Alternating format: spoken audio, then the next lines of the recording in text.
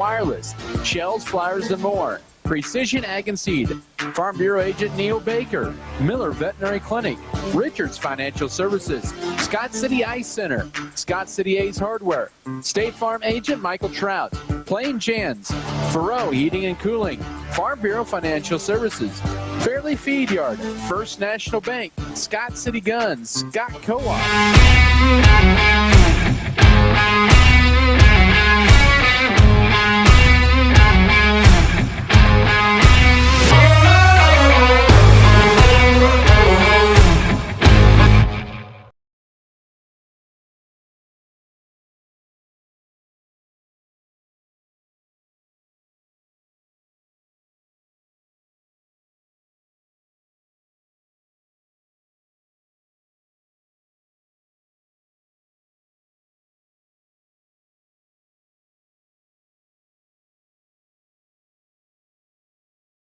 Your operation successful. Here's Adam Kadavy.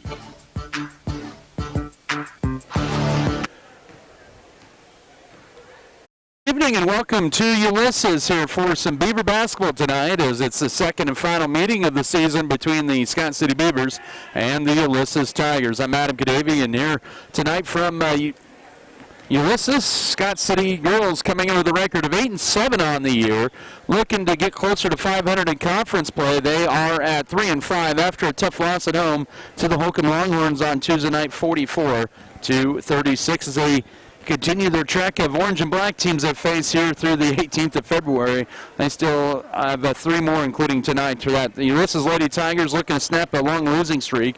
A tough year for the Lady Tigers at 1-11 on the year, 0-8 in the GWAC after a 63-17 loss here at home to the Colby Lady Eagles last Friday night. The boys' game, I think, should be a pretty good game. It was an 8-point meeting the first time that the two teams met. It was win for Scott City, 56-48 over Ulysses back on the 14th of January. The Beavers are 11-4 on there, 4-4 in league after the 59-48 win at home against the Holcomb Longhorns on Tuesday night. On the other side, the Ulysses Tigers are 5-10 on the year, 2-6 in the conference play, but a dangerous team, losing by 10 at home here to Ulysses last Friday night in their last outing, 63-51. We'll have more coverage of our girls in pregame when we come back here after this time. We're going to hear from head coach Justin Froh. So stick around for that. We'll be back in 3 minutes. This is Beaver Basketball. Hi, this is Rebecca from your local Scott City Ace Hardware store. We love giving back to the community, and this month is no exception. Customers will have the option of rounding up to the nearest dollar, with donations going to El Corralejo Museum. So come in, shop, and round up to the nearest dollar, with donations going to El Corralejo Museum. If you're a nonprofit and would like to participate in the future, reach out to your local Scott City Ace Hardware store. Thanks for shopping as always, and don't forget to ask what we can help you find today. For the best Mexican food in Scott City, visit El Dos de Oros. El Dos de Oros is ready to serve you with great menu options. It's not just the food. Stop in and enjoy their great margaritas, michelada, or those popular street tacos. And don't forget, El Dos de Oros has daily specials. They can also welcome any large or small gatherings. So put your worries away and enjoy great food and drinks from El Dos de Oros, right off Main Street in Scott City. Preparation pays, on the field and in life. I'm Michael Trout with State Farm in Scott City. If something happened and you weren't here tomorrow, would your family be provided for? Life insurance is just the right thing to do, the way to be prepared. Stop by or give us a call at Michael Trout State Farm. We can work with you to find the best life insurance plan to fit your need or to make sure you have enough. This isn't something to put off another day. On the field of life, be prepared. Michael Trout State Farm, Scott City. Like a good neighbor, State Farm is there. Buying a pre-owned vehicle can come with a lot of questions. At Lewis Automotive, they take out the guesswork with their certified pre-owned guarantee. Each Lewis certified vehicle is inspected by their factory-trained technicians, and they guarantee them with their 2-year, 100,000-mile powertrain coverage, rental reimbursement, roadside assistance, and more. Get peace of mind with your next pre-owned vehicle. Buy Lewis Certified. See the full Lewis Certified guarantee at buylewis.com. Here's Odessa from Plain Jan's. Yep, Odessa here. Again, let's talk rental houses. Okay, rentals. Plain Jan's is the best place to go if you need a small place or a place with 2 to 3 bedrooms. So, how many rentals? I think maybe around 70. Really? Come to Plain Jan's. Lexi and Samantha can help you find the right place to rent. Plain Jan's Rentals. We rent houses. Thanks, Odessa. Plain Jan's, they rent houses.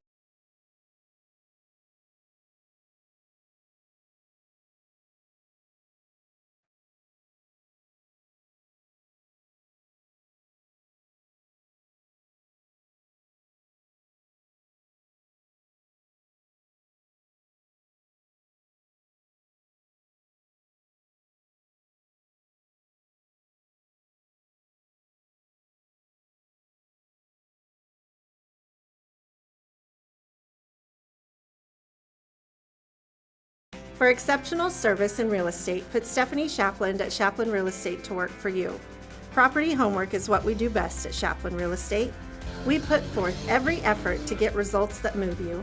Our expertise in buying and selling residential, commercial, and agriculture property is built on the tradition of trust and thoroughness that you deserve. Shapland Real Estate takes pride in our community and in cheering on our students in all that they do. Give Shapland Real Estate a call or visit our website today. Red Barn Enterprises is proud to offer Meristem crop performance products, including Upshift C and Revline hopper throttle. These innovative products help reduce fertilizer waste and boost your crop's performance, ensuring healthier plants and better yields. Committed to our community, we proudly support Scott County Athletics. Choose Red Barn Enterprises and Meristem crop performance products to enhance your farm's efficiency.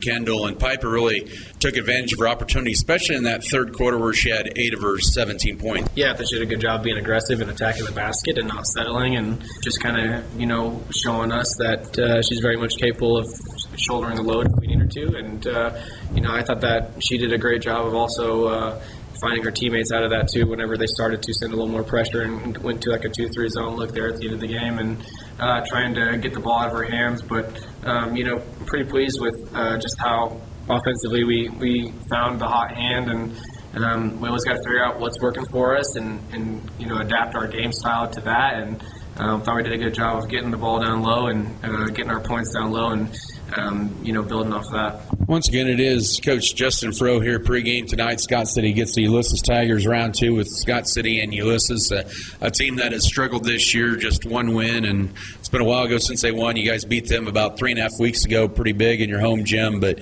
as you take a look at Ulysses, this is a team where a lot of teams could overlook just looking on records, but being in their gym, that's one of those you really cannot afford to overlook. Yeah, absolutely. Still got the longer bus ride and got to prepare for them, and anything's possible, and especially against a GWAC opponent. We've been saying it all year, and we still got to be able to come out and be focused and execute our game plan that we put in place, and we definitely cannot overlook them because they have the ability to get hot quickly, and if that does happen, then they can kind of let them hang around, and as they hang around a little longer, the more they believe, and then it gets tougher to put them away. So got to come out and take care of business early and execute just like we did last time we played them at home, and make sure that we are doing the small things and don't have any mental breakdowns and any easy baskets for them to kind of fuel their runs or get them fueled on offense or fuel their shooters in any way, and be able to make sure that we go out there and take care of business. All right. Hopefully things work out well once again for you tonight here, Coach, as Scott City and Ulysses round 2 here.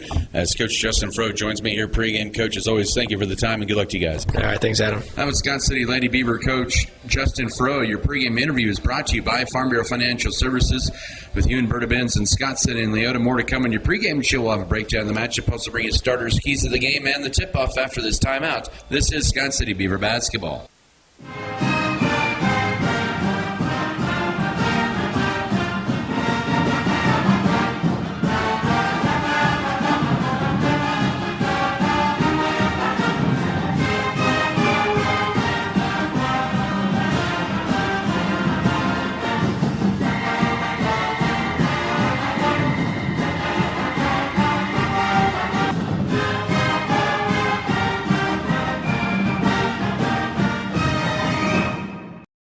The dedicated team at Norder Supply is passionate about assisting our customers in achieving maximum net return per acre. That is how we define our success.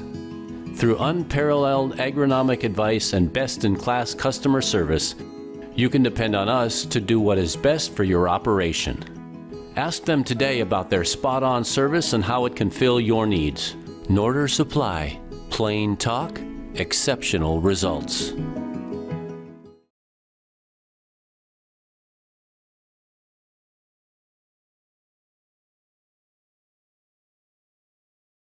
The world needs more farmers. People who know the land. People who support rural communities. People who are as diverse as each acre they care for. But unless you've been born and raised on a family farm, it's nearly impossible to become a farmer. That's why we are building a team of people from our hometown and across the world to do what they love.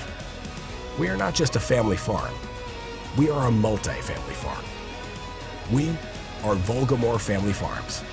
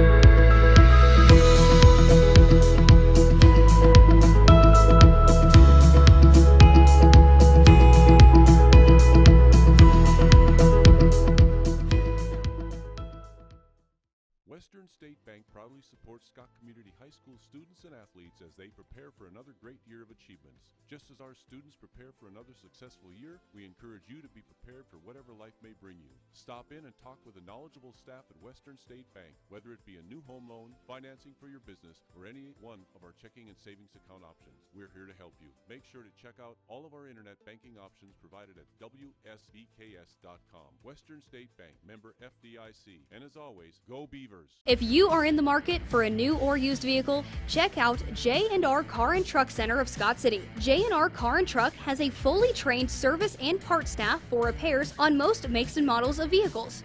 Locally owned and operated, J&R Car and Truck Center provides new and used vehicles. Stop on in and check out jrcarandtruck.com for your next vehicle. J&R Car and Truck Center, your Chevrolet and GMC dealership in Scott City. This is Beaver basketball. Mix 94.5 KSKL Scott City, powered by Wheatland Electric, committed to improving the lives of their members and the community they serve. Wheatland Electric, delivering energy for life, a Touchstone Energy cooperative. And we welcome you back here to the Scott Community Events Center. I'm watching wrestling at the Scott Community Events Center.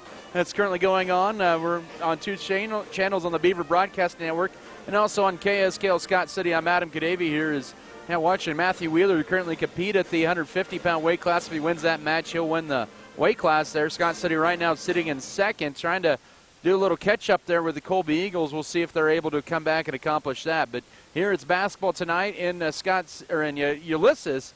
as it's a meeting between the Lady Beavers and Lady Tigers here, starting things off on the girls' side here. The Lady Beavers come in 8-7 on the year, 3-5 in the league after their loss to Holcomb 44-36 on Tuesday night. They're looking to get bounced back here. They have beaten Ulysses earlier this year.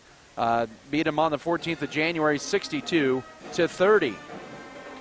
And so let's see if Scott City can continue that. The Lady Beavers have dominated this series, winning the last 9 in the matchup here. They lead the series since 1980, 52-37. But, of course, that 62-30 win was one of the bigger ones since in 3 years for Scott City since they last wrestled there, or since they last played in 2022, that 63-21 win. But Scott City continuing to try to control things here and control the series, get back a little closer to the 10-win mark, which would match the regular season win total from a year ago. And Scott City this year, once again, led by Megan Trout, 8.5 points, 5.7 boards. Piper Fox coming off a career night on Tuesday night at 16 points. She averages 8.3. And then Avery Lewis also at 8.3, a team that averages around 48 points per ball game. Well, for Ulysses, it's been a struggle there for the Lady Tigers. They have lost 11 consecutive games. They are 1-14 on the year. They last played on Friday last week here at home against Colby, and lost that game by the count of 63-17. And really never a part of that ball game against a very good Colby Lady Eagle squad. But let's see what they can do. They're still going to be scrappy enough. If you get them going hot early from three-point range, they could be a factor early on. So that's something to keep an eye on. But so we continue to give you pregame coverage. So far, Lady Tigers of Ulysses, they are led by Chris Asianiqui. She is a 5'5 senior, averages around 10 points a ball game. That's really been their big scorer. And then there's Billy Alvarado. She's a sophomore, averages just under 6 points per ball game. Those are their top two scorers. A team that has had issues scoring this year, averaging at around 34 points per ball game. They average 23 turnovers as well. And so it'll be a challenge here for the Lady Tigers this afternoon against Scott City. But should be a good matchup here between these programs here. On the boys' side, when we follow here, Ulysses trying to snap an 11-game losing streak on the girls' side. Their lone win came against the Ray Lady Eagles in the topside tip-off in that 7th-place game when they won 44-39. And they had Cimarron to within 3, and they've also had Cimarron lost to them by 22 just last Tuesday, 10 days ago. But we should see how this one will go here tonight. After tonight for Scott City, they're scheduled to go to Larned on Tuesday. That could be interesting. There's a forecast of some snow on Tuesday night. And then they have a week off, and then the 18th is their next home game against Colby. They have 3 games that week, the 18th, the 20th, and the 21st. They'll take on Hugoton on the road on the 20th, and then host Cimarron to wrap up the regular season on the 21st. The reason that Hugoton game's on a Thursday night, it was originally scheduled for Tuesday the 25th, but since the seating is on that 19th, Scott City needs to get the record or get the game in to count toward the postseason standings. Entering tonight, Scott City is currently sitting in the number 9 spot. They're tied with Beloit at 8-7. Beloit played last night, and they lost to Phillipsburg. That dropped them to 8-7. That dropped them from number 6 to number 8. Southwestern Heights has a half-game lead on Colby in the standings coming into tonight at 14-2 to 13-2. Holcomb at 12-3. Ellsworth 10-4. Goodland, who lost at Burlington on Tuesday night, they are now 10-5 on the season. Then Lakin and Larned are both 7-6. Scott City and Beloit are both 8-7. Russell is 7-9. Cimarron 6-9. Hoisington 5-9. So wins are pretty critical here down the stretch here for Scott City here. They want to be able to host a sub-state first-round game, or a regional, I should say, regional playoff or basketball game.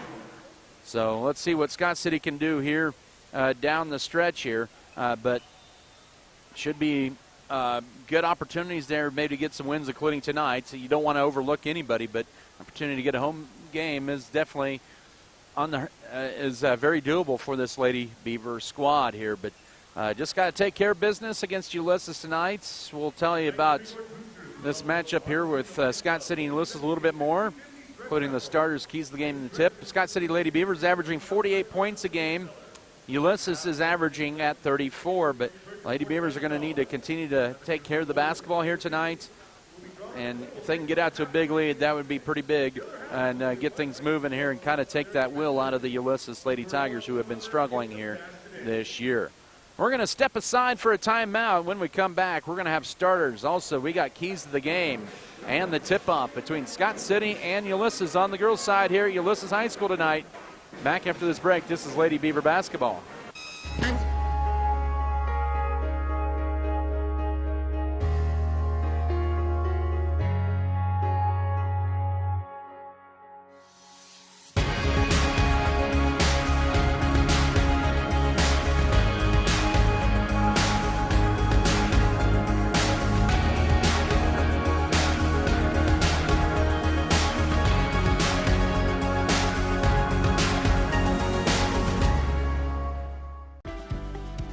Furrow Heating and Cooling of Scott City is a proud sponsor of Beaver activities. Brent and Angie take pride in helping our activities and support our students 100%. They can also help you with any heating and cooling needs that you have. Give Furrow Heating and Cooling a call at 620-872-3508 and see if they can help you with your needs today. BBN is brought to you by Shapland Real Estate, State Farm, Norder Supply Incorporated, Ag Management Services, Bogomore Family Farms, White's Food Liner, Scott Community Foundation.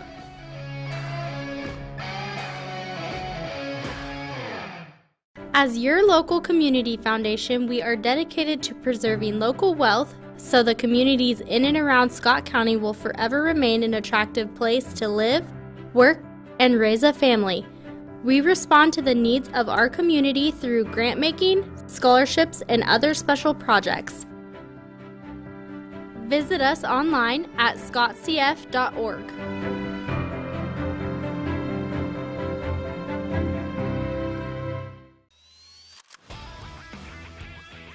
At Red Barn Enterprises, we bring you the best products in agriculture through the Max Yield system, placing the right products on every field of your farm. Use Axis Seed, BW Fusion, Maristem Crop Performance, and Pivot Bio to enhance your crop's resilience and productivity today. Trust Red Barn Enterprises for all your crop needs, and join us in cheering on the Beavers.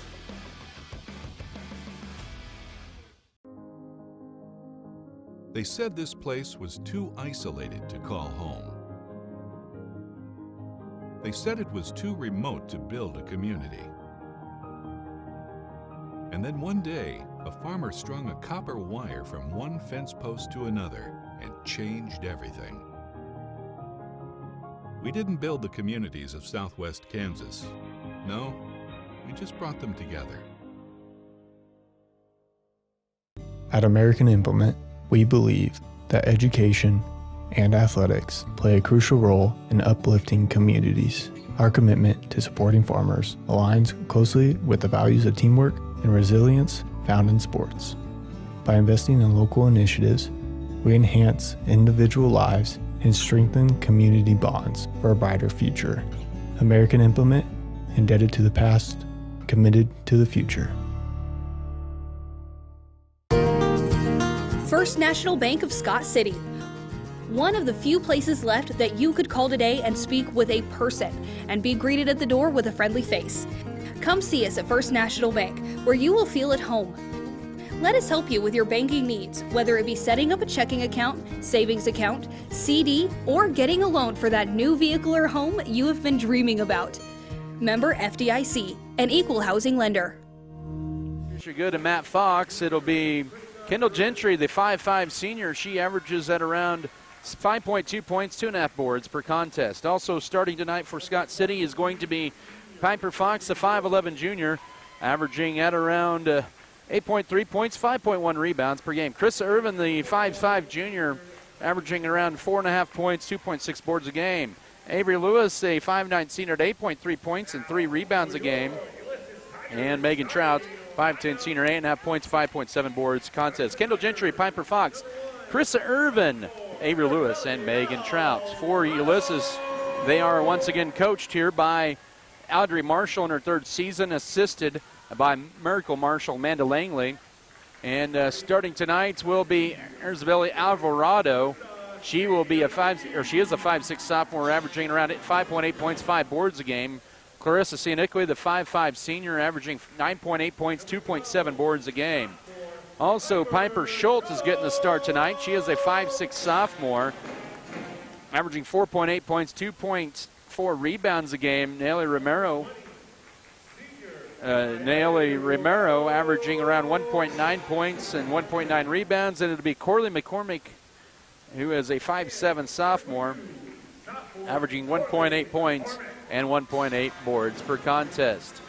Once again, it is Isabella Alvarado, Clarissa Cianiqui, Piper Schultz, Nelly Romero, and Corley McCormick for the Ulysses Lady Tigers. Keys to the game presented here by State Farm agent Michael Trout. We go to the proven winner. Keys tonight for Scott City, just pound it in. Take advantage of your height. Second key is do not let up. Don't let Ulysses get any confidence. And third, guard the perimeter. Those are your keys to the game tonight. Once again, presented here by State Farm agent Michael Trout. And tonight, Scott City wearing the road navy blue uniforms. The Lady Beavers with those light blue numbers and letters in the white trim. Ulysses will be in their home white tops tonight. They have the orange numbers and letters and the black trim. It'll be Piper Fox tipping in the center, and Nelly Romero decides I'm going to be the one to tip here for Ulysses.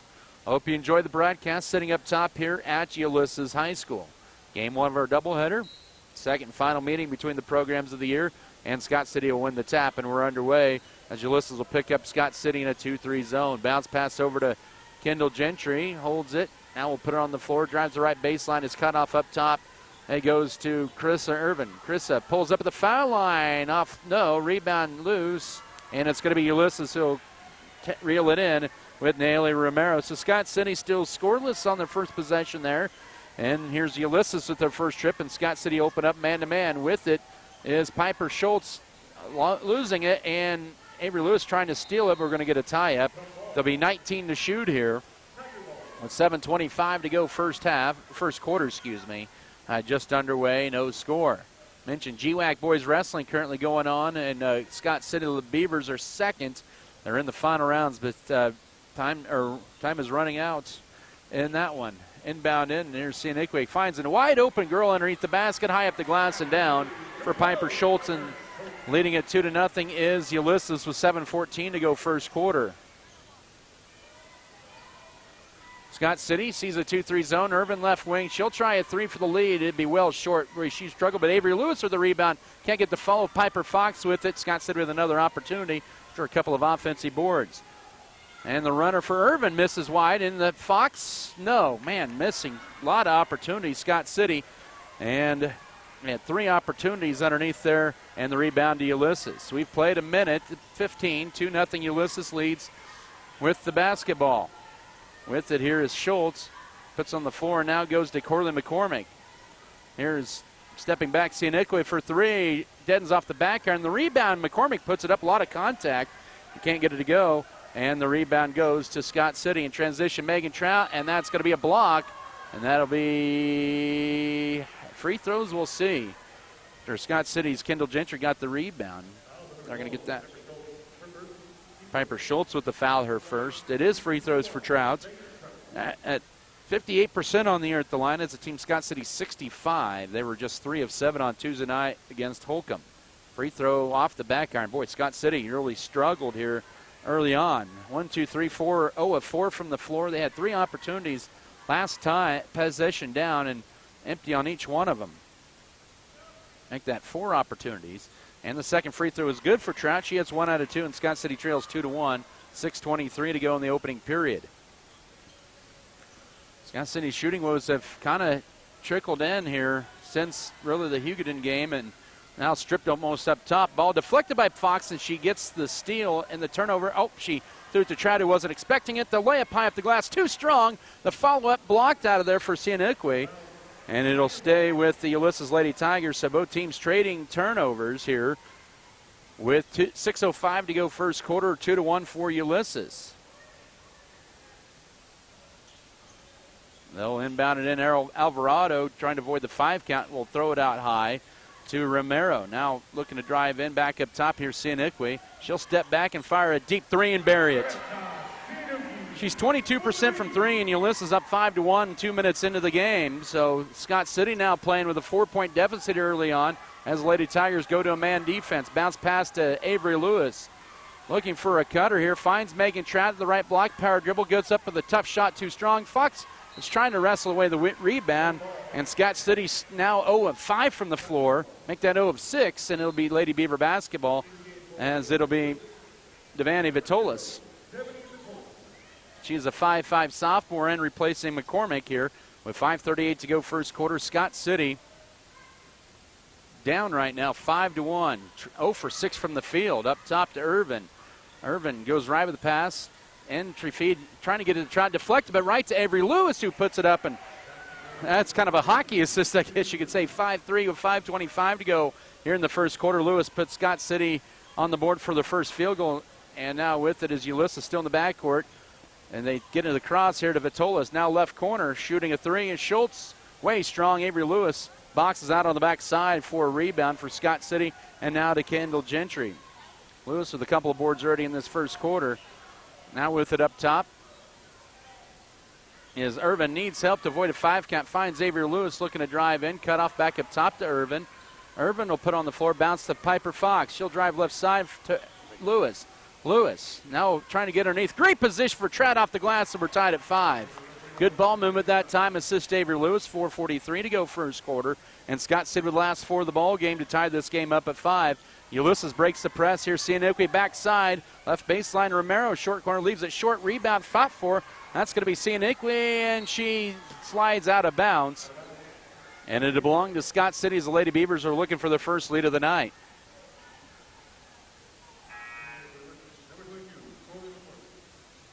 And in is,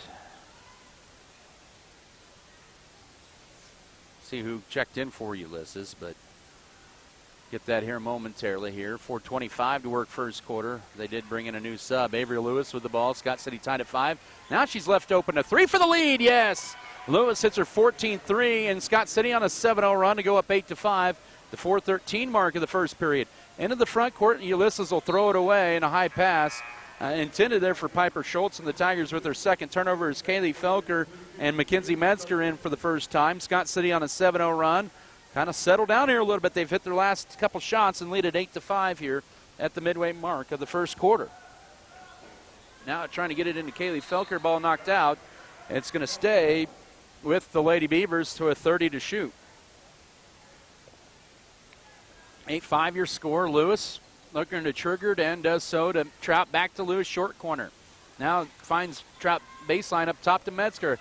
Head fake now to Lewis. She'll pull up for a deep 2 from 17. Off short, deflected out to Sianukwe, and she's on the run. 8-5, Scott City leads it. The Ulysses with the ball, 3:45. Nice cut to the basket, a layup, and Kendall Gentry will foul Piper Schultz, and she'll head to the line to shoot 2. Gentry with the foul. That's Scott City's first team foul with 3:45 here in the opening frame.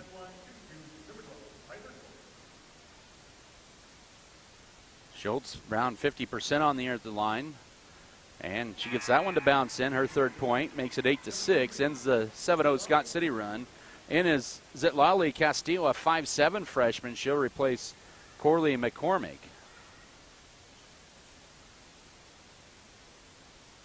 Second free throw, too strong. True 50% free throw shooter. Trout with the board for Scott City as they lead at 8-6. 3:38 to go. Here in the first quarter, Kendall Gentry for a launch run from way downtown and clanks off at Ulysses with the rebound into Alvarado. Lady Beavers up 2. Ulysses with the ball. 3:25 to go opening period. Sianukwe, nice cut to the basket. Castillo then loses it almost. Picked it back up. Has to pull it back out to save the possession. And then a deep 3 launched off to the right. Rebound Kaylee Felker that was put up by Sienikwith. She'll just pull up from wherever. Here comes Gentry to bring it across the 10-second line. Bounce past Metzger. As we approach 3 minutes to go first quarter, Avery Lewis with the basketball. And now up top, they'll work it around to Kaylee Felker, left wing to Kendall Gentry. She'll drive in, flips it right side. Metzger will try a three. Too strong. And the rebound, Avery Lewis gets bumped. There's some contact, but she keeps the possession. And Scott City has their 5th offensive board. Gentry this time, no. And good job by Trout. Nope, they say she didn't knock it off of the Lady Tiger. It'll belong to Ulysses. Here, 2:45 in this opening frame. Scott City up 8-6, and they almost forced a turnover. Is going to be Katie Weathers and Peyton Gentry for the first time. Kendall Gentry and Megan Trout will sit out here, or exit, I should say, with 2:39 to go first quarter. So kind of a sluggish start from the field for Scott City, but they have a 2-point lead, 8-6. Haven't scored in the last 2 minutes. Both teams 1 of 2 from the line in the first quarter. Both have hit 1 3. 2-point field goal the difference right now. Vitolis with it out high right wing. 13 to shoot now up top. It'll go to Castillo. She'll launch a deep three and bank it in. She's just a 12% three-point shooter, but she gives Ulysses the lead back at 9-8 with 2:15 to go first quarter in her second lead change. Now here's Kaylee Felker driving in strong. Throws one up and an out. Got her own rebound and will try to go back up. She's going to be fouled, they'll say, and she'll get 2 free throws. Will Felker here with 2:04 to go first quarter. Already 5 offensive boards for Scott City in this first quarter. We're going to get the foul on Vitolis. That'll be her first. Felker to the line. She is 4 of 7 on the year at the line and ties this game up for the second time at 9 with 2:04 to go first quarter. Ends a little 4-0 run for the Lady Tigers as Corley McCormick in to replace Piper Schultz. 9-9. Felker second, bounces in, and she has 2. 10-9, Scott City back on top by 1. Final 2 minutes of this first quarter here.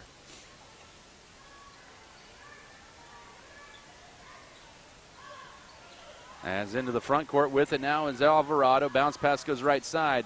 In the corner to Corley McCormick. They'll skip it up top here to Castillo. Castillo flips it behind her to Sienikwith. Sienikwith skips it over right side, 15 to shoot. Ulysses with the ball down 1 to Scott City. Minute 40 to go first quarter.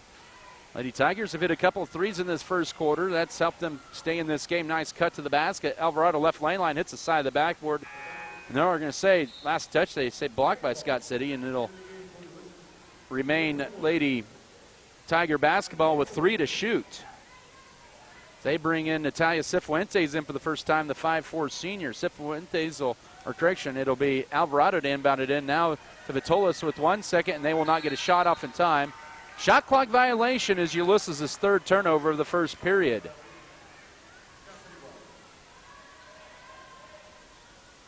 .127 to work first quarter.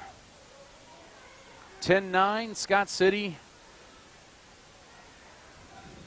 up by 1 with the basketball as Ulysses goes to his zone. Here's Weathers at the foul line, drives to her left, splits the defenders, go high off the glass, and she's fouled. She'll go to the line. That'll be the 3rd team foul on Ulysses in this quarter, and they're going to get Vitolis with her 2nd. That'll send Piper Schultz immediately off the bench, and Weathers to the line, averaging 4.3 points a game, is a 50% free throw shooter. Scott City 3 of 4 at the line in the opening period, up by 1, and make it up by 2. Jocelyn Lerma back or in for the first time. She is a 5'6 junior. Ulysses is already subbed in for as well. Weathers hits both of them. And Scott City 5 of 6 at the line in the first quarter, and they have a 12-9 lead. Minute 13 to go first quarter. Ulysses almost gets it stolen away out high, but now with it, here's Castillo driving in, stripped, and that's stolen away. 4th Ulysses turnover. Scott City with it. Avery Lewis to bring it across. Final minute of the first frame. Goes right side to Mackenzie Metzger. Now finds Weathers in the middle. Nice dish to Kaylee Felker. Off the glass, and Felker off the bench with 4. And it's a 14-9 game with 51 seconds to go first quarter. Scott City with the last 6 of the ball game after they had trailed by 1. Piper Schultz with it. A bounce pass up top to Alvarado. Now right side Here's to Lerma. Lerma will high dribble drive in and almost walk with the bounce pass deflected, but picked up by Alvarado. Turning down the shot with Cifuentes, and now it's chucking up a three. No. Rebound, Kaylee Felker. That was put up by Castillo. And Felker with her third board. And Ulysses will bring in Melissa Sianique. And also in there is Maile Romero. But Scott City with a 14-9 lead with 27.8 to go first quarter. Ulysses is going to play 2-2-1 press. Shot clock off.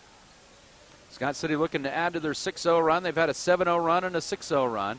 And now Mackenzie Metzger will drive down Main Street and throw one up two off the glass on the right side. 16-9. It's really a 16-4 run here for Scott City, and a blocking foul at high on Metzger with 9.8 to go here in the first quarter. Metzger's first, Scott City's second team foul of the period. And that'll allow Corley McCormick back in to replace Maile Romero. And also in is Zit Lally. Castillo in to replace Natalia Cifuentes, as Coach Marshall has really been subbing liberally here in this first quarter, pretty much on every dead ball situation. Final 9.8 of the period. 16-9 Scott City. High dribble by Sianique, and she has it out high now to Alvarado. Throws up a deep two. Got it on the line drive from about 17, 16, 11, 2 second, 1 second. And that'll be the end of your first period. But Scott City up by 5 after 1. 16-11. We'll come back in a minute for the second quarter of play. This is Scott City Beaver basketball. If you want to meet new people and learn useful skills, then look into BBN. BBN is a broadcasting network run by students. At BBN, we broadcast the games you love to watch while also making award-winning content for KAB Broadcasting Awards. In BBN, you will meet new people and learn how to work as a team, while also learning communication, technology, and teamwork skills. If you are interested, talk to Mrs. Ratzlaff for more information.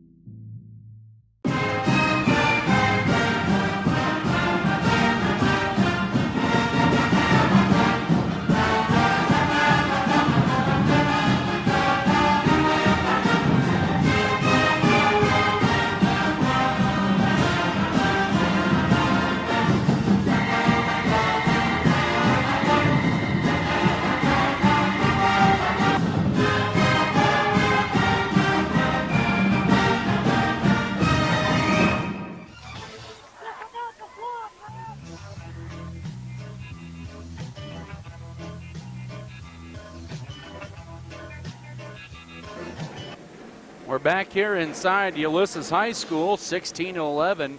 Scott City with the lead of 5 as we head to the second quarter. Back here at Ulysses, Adam Kadavy with you.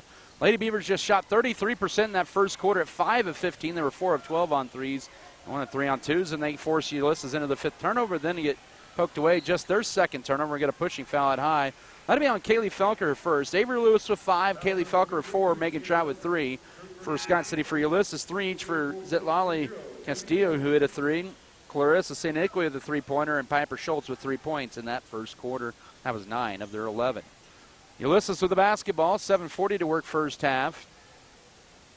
Holding it up top, Alvarado goes right side to Vitolis, who's in there with 2 fouls and stolen away almost by Withers. It's poked into the backcourt. That's going to be last touch by Ulysses, and that'll be their 6th turnover.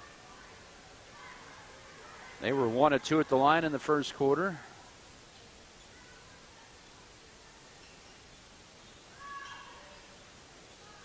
They had 4 field goals in that first period as well. Now into Fox. Has an alley. Drives to left as she splits the defenders, and she's on the board. 18-11, 7:19 to go first half. Good movement by Scott City, and now they have matched their largest lead at 7 here in the first minute of the second quarter. So 1, 2, 3, 4, 5, 6 Lady Beavers out of 9 that have checked in have scored here in this first half. 1 minute into the second quarter, Sianique stops and launches a straightaway triple off the back iron. It also hit the support. They let it play through, and Weathers collects the rebound, her first of the night. Scott City has owned the glass here now 10-6 in this first half. Into Piper Fox. Goes left to Mackenzie Metzger with a head fake. She'll drive in, trying to get it to Kaylee Felker backside, but it's poked away, and Scott City with a 3rd turnover. 6:40 to go, second quarter, 18-11 Scott City lead. Ulysses back with the basketball. Left wing goes to Corley McCormick. This was just a 2-point game here a year ago. Scott City had to rally late to win it, and they forced a 7th Tiger turnover. With it, here's Katie Weathers, takes it all the way, lays it up, and leaves it off the rim. as it lips off in the rebound to Ulysses, and Coach Audrey Marshall wants a timeout after they grab the board. A timeout for Ulysses. It'll be a 30-second timeout with 6:22 to go first half. Scott City with an 18-11 lead. Basketball presented by Ag Management Services, American Implement, B&H Paving, Bartlett Grand, Beavertown, FFL Beef Belt, also Burning Farms, Shells, Flowers and More, Circle C Farms, Clint's Diesel Repair, Decal Bear, Farm Bureau Financial Services, Hugh and Berta Benz, Fairleigh Companies, and First National Bank. Scott City with an 18-11 lead. Here, 6:22 to go, second quarter of play. You'll see Ulysses chuck up 3 after 3, just waiting for a prayer if it goes. They were 2 of 5 on threes in that first quarter. And 4 of 13 from the floor in that first quarter, and now they're 4 of 14. Ulysses with the ball out of their timeout, up 18-11, 6:15 to go first half. Driving left side, Castillo, and then stolen away. Gentry forces turnover number 8 on Ulysses. Here, she slows it down and finds Irvin up top, who spins. Now with one dribble finds Piper Fox to the left lane line. She tries to drive in. We're going to get a tie-up. She tried to get it to Kendall Gentry to save the possession. It'll still remain Scott City basketball. Isabel Sanchez, the 10th Lady Tiger to participate here in the first half. She's a 5'6" sophomore. She averages at around 3 points a game. Gentry with it drives in, trying to get it into Fox. Picks it up, though. Finds Megan Trout. Now to Avery Lewis. Lewis to Trout, a little behind her. Now to Fox in a double team. She picks it up, puts it up, scores it and one.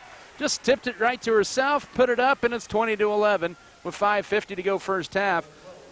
As you can see, what Ulysses wants to do, they want to pack the post player, whoever's down there at the block. They did that somehow. Scott City got it to Fox, and she got it in. And Scott City with their largest lead.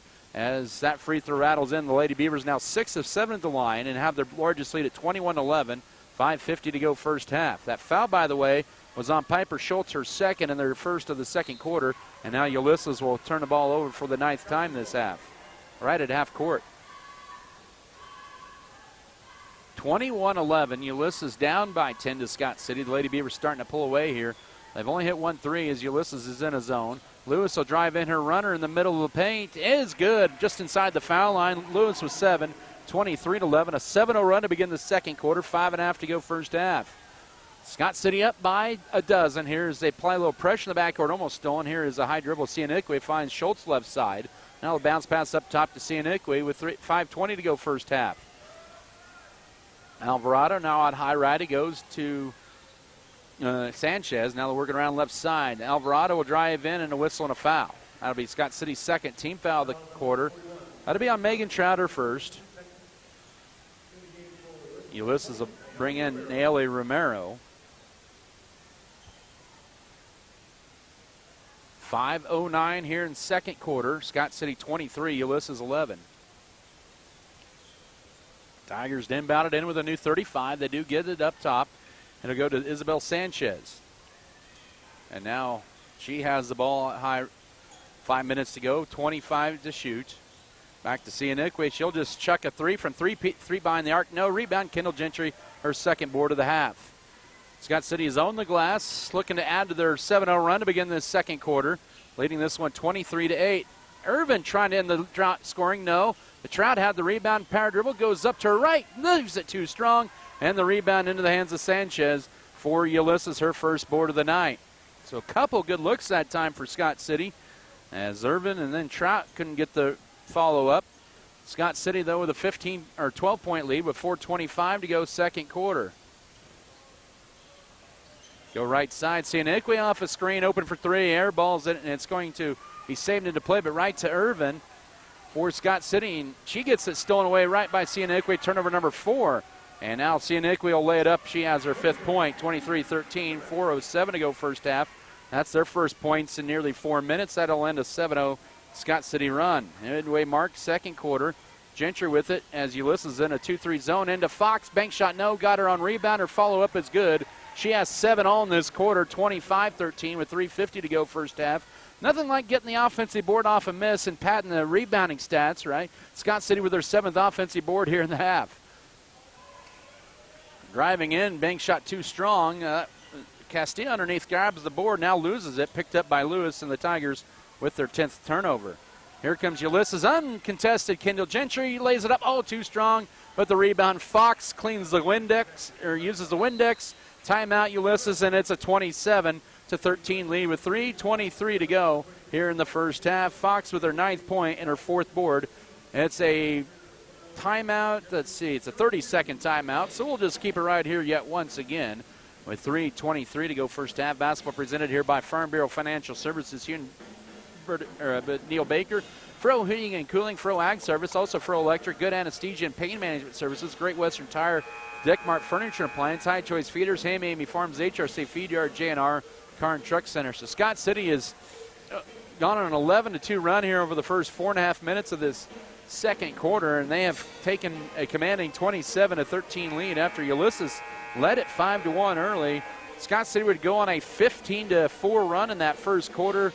Well, they're on an 11-2 run here to open up this second period, and they have owned the glass in the first half. They have 14 rebounds to 8 for Ulysses. And out of the timeout, Devani Devatolis back in, as it's 27-13, 3:23 to go second quarter out of the 32nd Lady Tiger timeout. Ulysses with the basketball. Scott City applying a little pressure in the backcourt, but it'll be Sienekwe to take it across with a pass to Lerma. Lerma uses up her dribble, now stripped but picked up by Sienekwe, left side to Castillo. Up top now to Lerma. A couple dribbles trying to go in on Trout. Peyton Gentry back in the game, almost stripped it now, using up the dribble. Sienekwe goes to the left, and now we'll chuck up a three. It's going to be too strong off the heel. Rebound ripped away that time by Castillo, and Ulysses get another crack at it.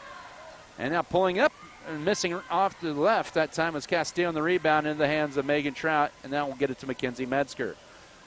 2:40 to go second quarter. Metzger, Kaylee Felker, Megan Trout, Piper Fox, and Peyton Gentry on the floor. In it goes. Here's Fox. Now to Kaylee Felker for two. Bounces in. She has 6. She just tied a career high right there. 29-13, 2:28 to go first half. And Scott City up by 16 on a 13-2 run here in the second period. Ulysses in the front court, and here's a three. Banked off. Rebound secured by Mackenzie Metzger for Scott City. That was put up by Castillo. Now final 2 minutes of this half into Fox. She has 9.5, misses the run on the left side. Rebound, we're going to get a whistle, and that'll be a pushing foul in Scott City, their third of the quarter. As Fox has 9 of Scott City's 13 points in this period. The foul charge to Piper Fox are first. She'll exit, as well as Megan Trout. Katie Weathers in. Also, Avery Lewis returns to the Scott City lineup. It's final 2 minutes of this second quarter. 29-13. Lady Beavers up by 16. With it now is Nelly Romero. Finds a wide open Abby Tapia underneath. Misses the shot. Rebound ripped away by Katie Weathers for Scott City. She drives left sideline. Now pulls up. And a three on the way. No for Peyton Gentry. Katie Weathers with the board. She'll drive in and lay it up, and she has 4. 31-13, 90 seconds to go first half. So Scott City has put up 15, and they draw a foul. 15-2 run in this second quarter. The foul will be Mackenzie Metzger's second. Scott City with their 4th team foul of the period. As Kendall Gentry in for her sister Peyton, also in Alvarado, Piper Schultz back in for Ulysses. It's a foul on the floor, final foul to give for Ulysses here with 1:24 to go second quarter. A 15-2 run. It's 31-13 Scott City. New 35 on the board. Inbound into Piper Schultz. Now bounce pass up top to Irisbella Alvarado, right wing to Zitlali Castillo. Guarded tightly by Weathers. Bounce pass back up top. Minute 14 to go first half. Scott City with 9 offensive boards here in this first half. That's helped them a lot of second chance opportunities. Tough shot. Good defense that time. As Kendall Gentry now to Avery Lewis, and she loses her footing, and then it's going to be a turnover. Had the right idea, but that time Avery got twisted around a little bit there. 55 seconds to go first half. Nothing you could really do about that. Now using upper dribble, Piper Schultz. And that's going to be a charge taken by Kendall Gentry up top. Schultz with her 3rd foul with 48.5 seconds to go second quarter. That's Ulysses' 11th turnover of the half. So Gentry takes one, and Scott City with the ball. Katie Weathers with it, drives in. Her runner on the left side, rims off, and the rebound loose, and then eventually secured by Zelali Castile for Ulysses. 34 seconds to go first half, about 5 seconds between game clock and shot clock, and then Ulysses will turn it over for the 12th time as it goes out of bounds. It's a 15-2 second quarter run for Scott City as they've opened up an 18-point lead late first half at 31-13. As Ulysses extends their zone, Katie Weathers drives to her left. Now finds a cutting Kaylee Felker down the middle. Her runner is good, and she has a new career high in the first half with 8. 33-13, counted and won with 19.6 to go. That's on Piper Schultz. She stayed in there with 3, and now she has 4 fouls with 19.6 to go first half. You do not see that very often where a player picks up a 4 foul in the first half, but that's one of those very rare instances. And Kaylee Felker with 8 first half points, a new career high with 19.6 to go, and make it 9 for her, 34-13. Scott City with a 21-point lead on an 18-2 second quarter run and a foul out high on 3 on Katie Weathers.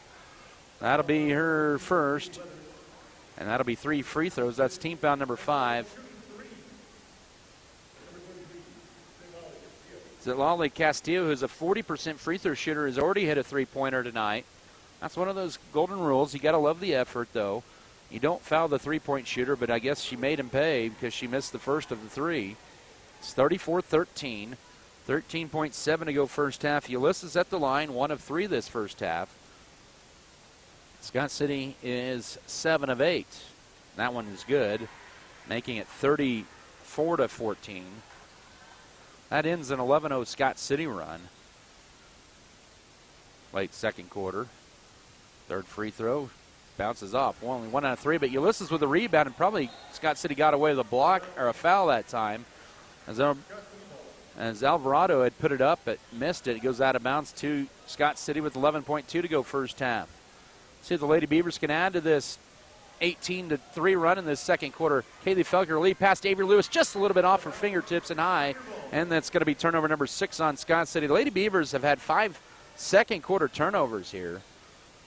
There's one negative thing there. It's been the turnovers this period for Scott City. 5.5 seconds to go first half. Ulysses with it, and they travel with 2.2. That'll be turnover number 13 of the half. So Scott City will get it up by 20 with 2.2 to go second quarter. That'll be kind of a catch and shoot here to close out this half if the Beavers can get it here. Lewis inbound it in to Kaylee Felker to Weathers. She'll put it up and score it right as the first half buzzer sounds. Weathers with 6, and it is a dominating first half for Scott City. A 20-3 second quarter run. They lead at 36-14 here at the break over the Ulysses Lady Tigers.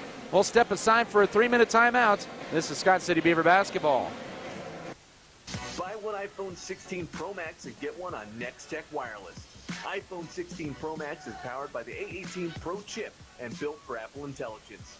Now available in 4 stunning finishes.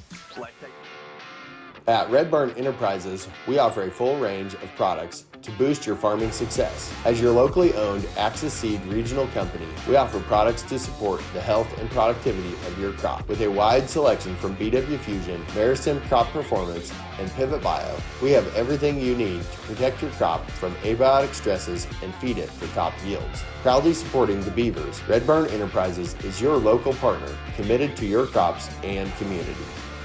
White's Food Liner is located at 1314 South Main Street in Scott City, Kansas. They are open daily from 7 a.m. to 10 p.m. Home delivery is available Monday through Friday from 8 a.m. to 5 p.m. just by calling 620-872-5854. They are a full-service grocery store offering a wide selection of varieties at affordable prices. Sign up today for their mobile app. Look for it in the App Play Store under White's Food Liner. Don't forget to visit today.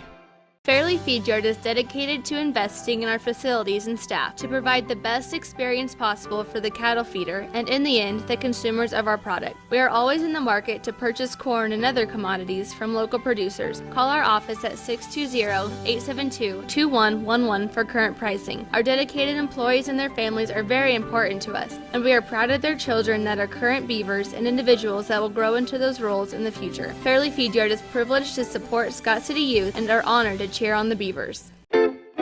Support Project Prom and get the chance to win amazing prizes for the Project Prom raffle. There are 42 drawings with various prizes. You can win cash prizes, chamber bundles, beef bundles, and much more. One ticket is $10 and 6 tickets is $50. To get a ticket, contact a senior. The drawing will be on December 17th, 2024, and you don't have to be present to win. Buy a ticket today from any SCHS senior and help create an unforgettable Project Prom.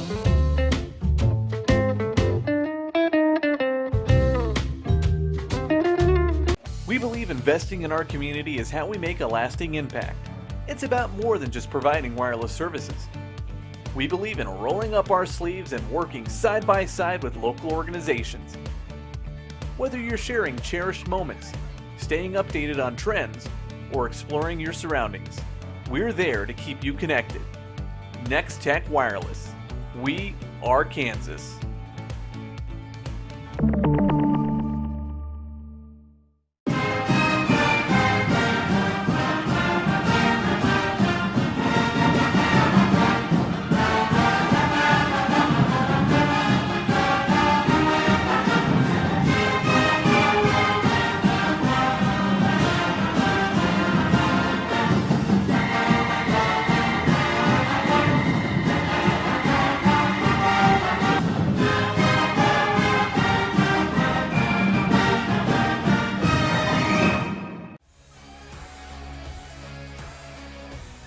Western State Bank, Backyard Blooms and Garden Center, LLC, Spray Foamit, LLC, Good Anesthesia and Pain Management Services,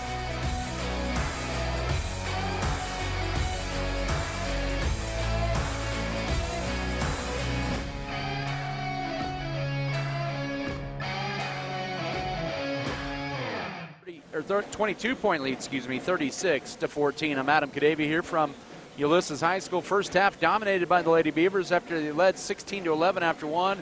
They would go to start out the second quarter with the first 7 points, and then Ulysses with a basket, then the next 11 points, Ulysses with a free throw, and Scott City would get the final basket of the half from Katie Weathers to take this up to move the score to 36-14 at the break. First half scoring for Scott City, it was a new career high for Kaylee Felker. 9 first half points for her, 9 for Piper Fox, 7 for Avery Lewis, 6 for Katie Weathers, 3 for Megan Trout, 2 in the first half for Mackenzie Metzger, as that was the scoring for Scott City. 6 of the 9 Lady Beavers scoring in that first half. They did have 6 turnovers, but they owned the glass. They had 18 rebounds in that first half, 9 offensively and 9 defensively, 5 steals, and a total of 7. Let's see here. Make that, 2, 4, 6, 7 fouls. That's right. For Ulysses, they were led in the first half by Clarissa Sianiqui with 5, 4 for Zitlali Castillo off the bench, 3 for Piper Schultz, and 2 for Isabelle Alvarado. For Ulysses, they had a total of 11 rebounds in that first half, 6 defensive and 5 offensive. They had 13 turnovers, 5 steals, and 5. Make that 6 fouls in the first half for Ulysses there. But they got foul trouble with Piper Schultz with 4 fouls in the first half and 2 for Devani Vitola. Scott City had Mackenzie Metzger with 2. We'll come back in 3 minutes for the rest of your first half stats and more. Scott City with a 36-14 halftime lead. Back after this break, this is Scott City basketball. If your furnace is not working, would you hire some random fixer-upper? Likely. Western State Bank, Backyard Blooms and Garden Center, LLC, Spray Foamit, LLC, Good Anesthesia and Pain Management Services,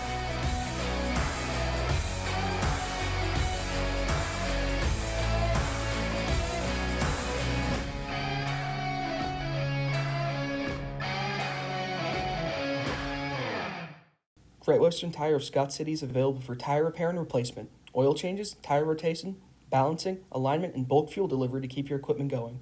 They also offer 24-hour emergency service calls. Deckmart Furniture and Appliances. At Deckmart, they offer a variety of quality furniture, including sofas, recliners, lift chairs, dining sets, bars, bar stools, mattresses, and more.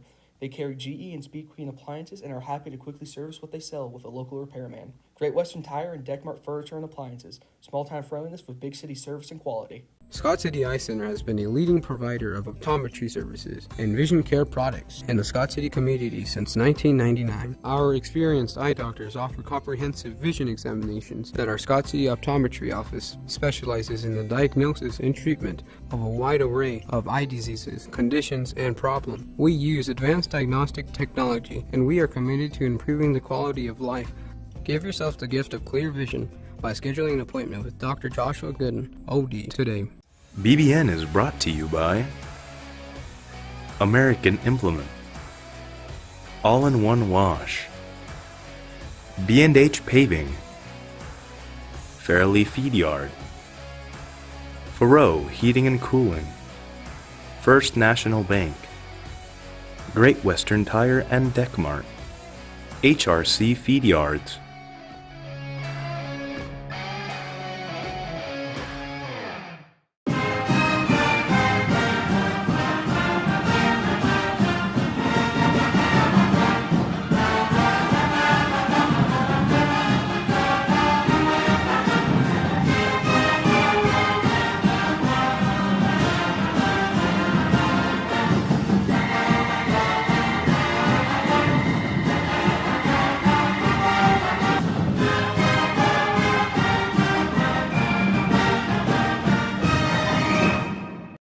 There's nothing more spacious than Western Kansas, and nobody closer than our communities. We are determined to keep our communities connected to schools, kids to teachers and parents. We believe a connected world is a better place. We're more than what we do for our hometowns. It's what we do with our hometowns. S&T is proud to be your family, your friends, your neighbor. Adding value to our community has been our priority since day one. That's why the Scott Co-op is here with 8 elevator locations, 2 service stations, 5 card trolls, bulk fuel and oil delivery, as well as a full-service agronomy department, including agronomy services, seed, chemical, fertilizer, and custom application. Visit us online at scottcoop.com or download our app for more information. Scott Co-op is a proud supporter of our local communities. 44%. They were 1 of 5 on 3, so their struggles continue from three-point arc. They've only hit 1 3 in each of their last 3 games coming in tonight, so just 4 threes post-Sterling tournament. 13 of 27 on 2s, and 7 of 8 from the free throw line. For Ulysses, they were 5 of 23 from the field in the first half. That was good for 22%. 2 of 10 on 3s. 3 of 13 on 2s, and just 2 of 5 at the line. As I mentioned, the foul trouble. For Scott City, Mackenzie Metzger had 2 of Scott City's 7 fouls. Ulysses, Piper Schultz had 4 first-half fouls, and Devani Vitolas had 2. Scott City is scheduled to go to Larned on Tuesday night, take on the Lady Indians. 6 o'clock for the girls or the boys to follow. And then Ulysses on Tuesday night will host, or let's see here. They'll host Hugoton here on Tuesday night. Second half about to begin. Colby hosting Holcomb tonight. That should be a good GWAC doubleheader up at the Colby Event Center as our third quarter is officially underway. Also, I believe it's Hugoton and Goodland tonight. I believe that's right. Has a nice cut to the basket. Here's Schultz over Lewis. No, and Avery Lewis with the board. Scott City with their starting 5 out there to begin the third quarter.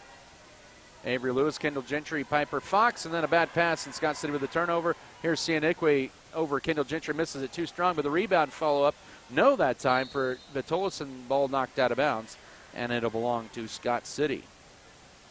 Mentioned Gentry, Fox, Irvin, Avery Lewis, Megan Trout for Ulysses. There's Ability, Alvarado, Clarissa, Sianikwe, Piper Schultz, Nelly Romero, and Corley McCormick. Here's Irvin around the screen, now works her way into the front court, jump stop, goes left over to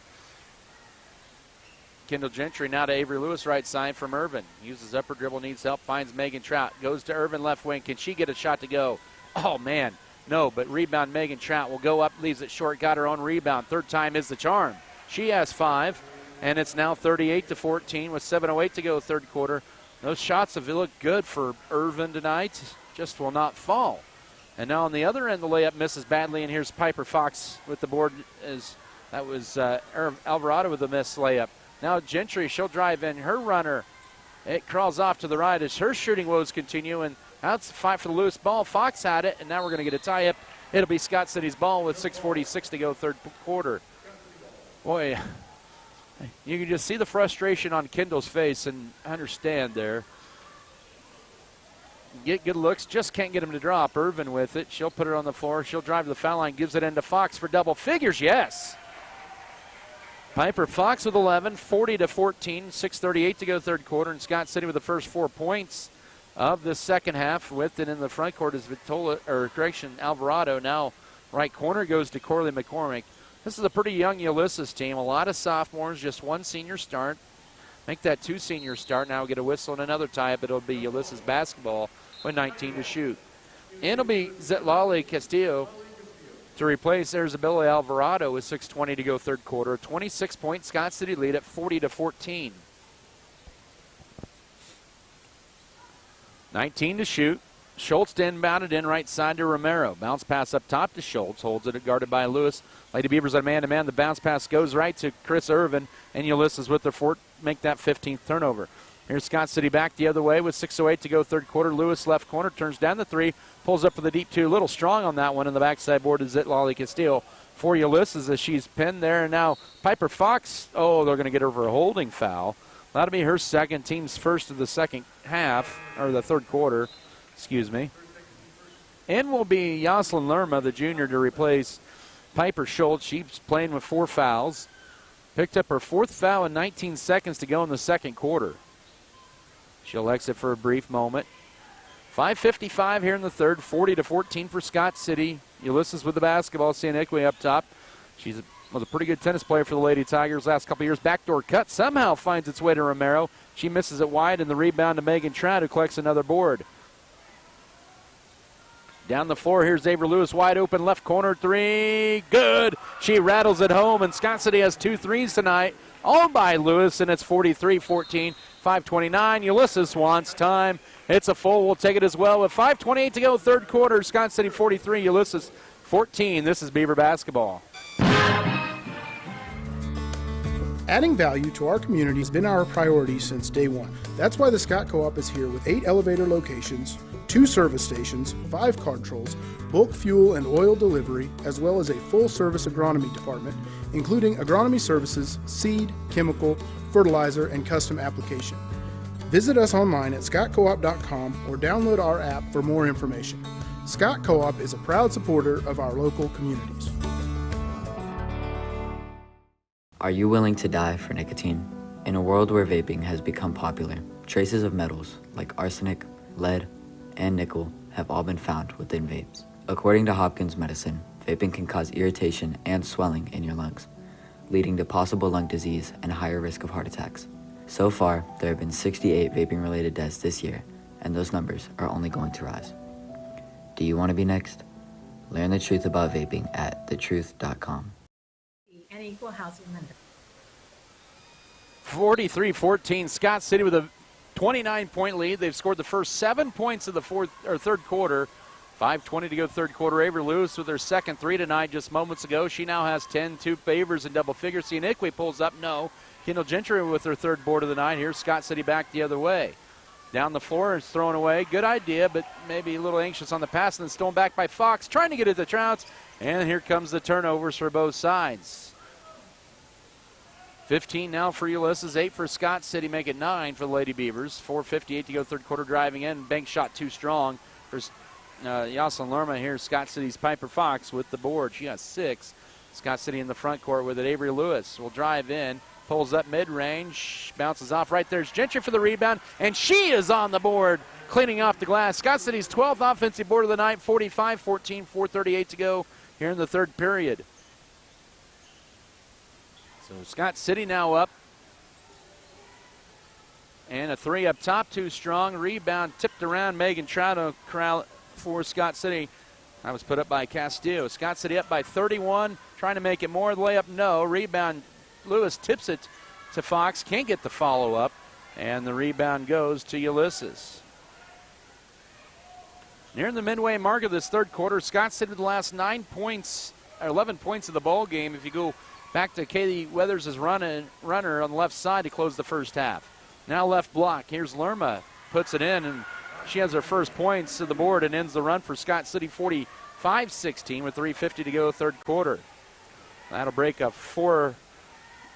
almost 4.5 minute drought for Ulysses. Piper Fox underneath. They're just kind of letting him play. She'll put it up, but she'll get 2 free throws. So she has 11 to lead Scott City for a second straight game. She's in double figures.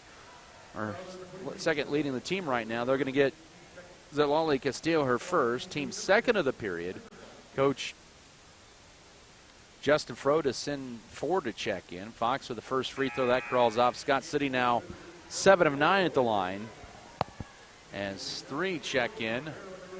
Oh, we got wholesale changes. Both sides. Alvarado in. Also, Erin Molina in for Ulysses. Had Katie Weathers.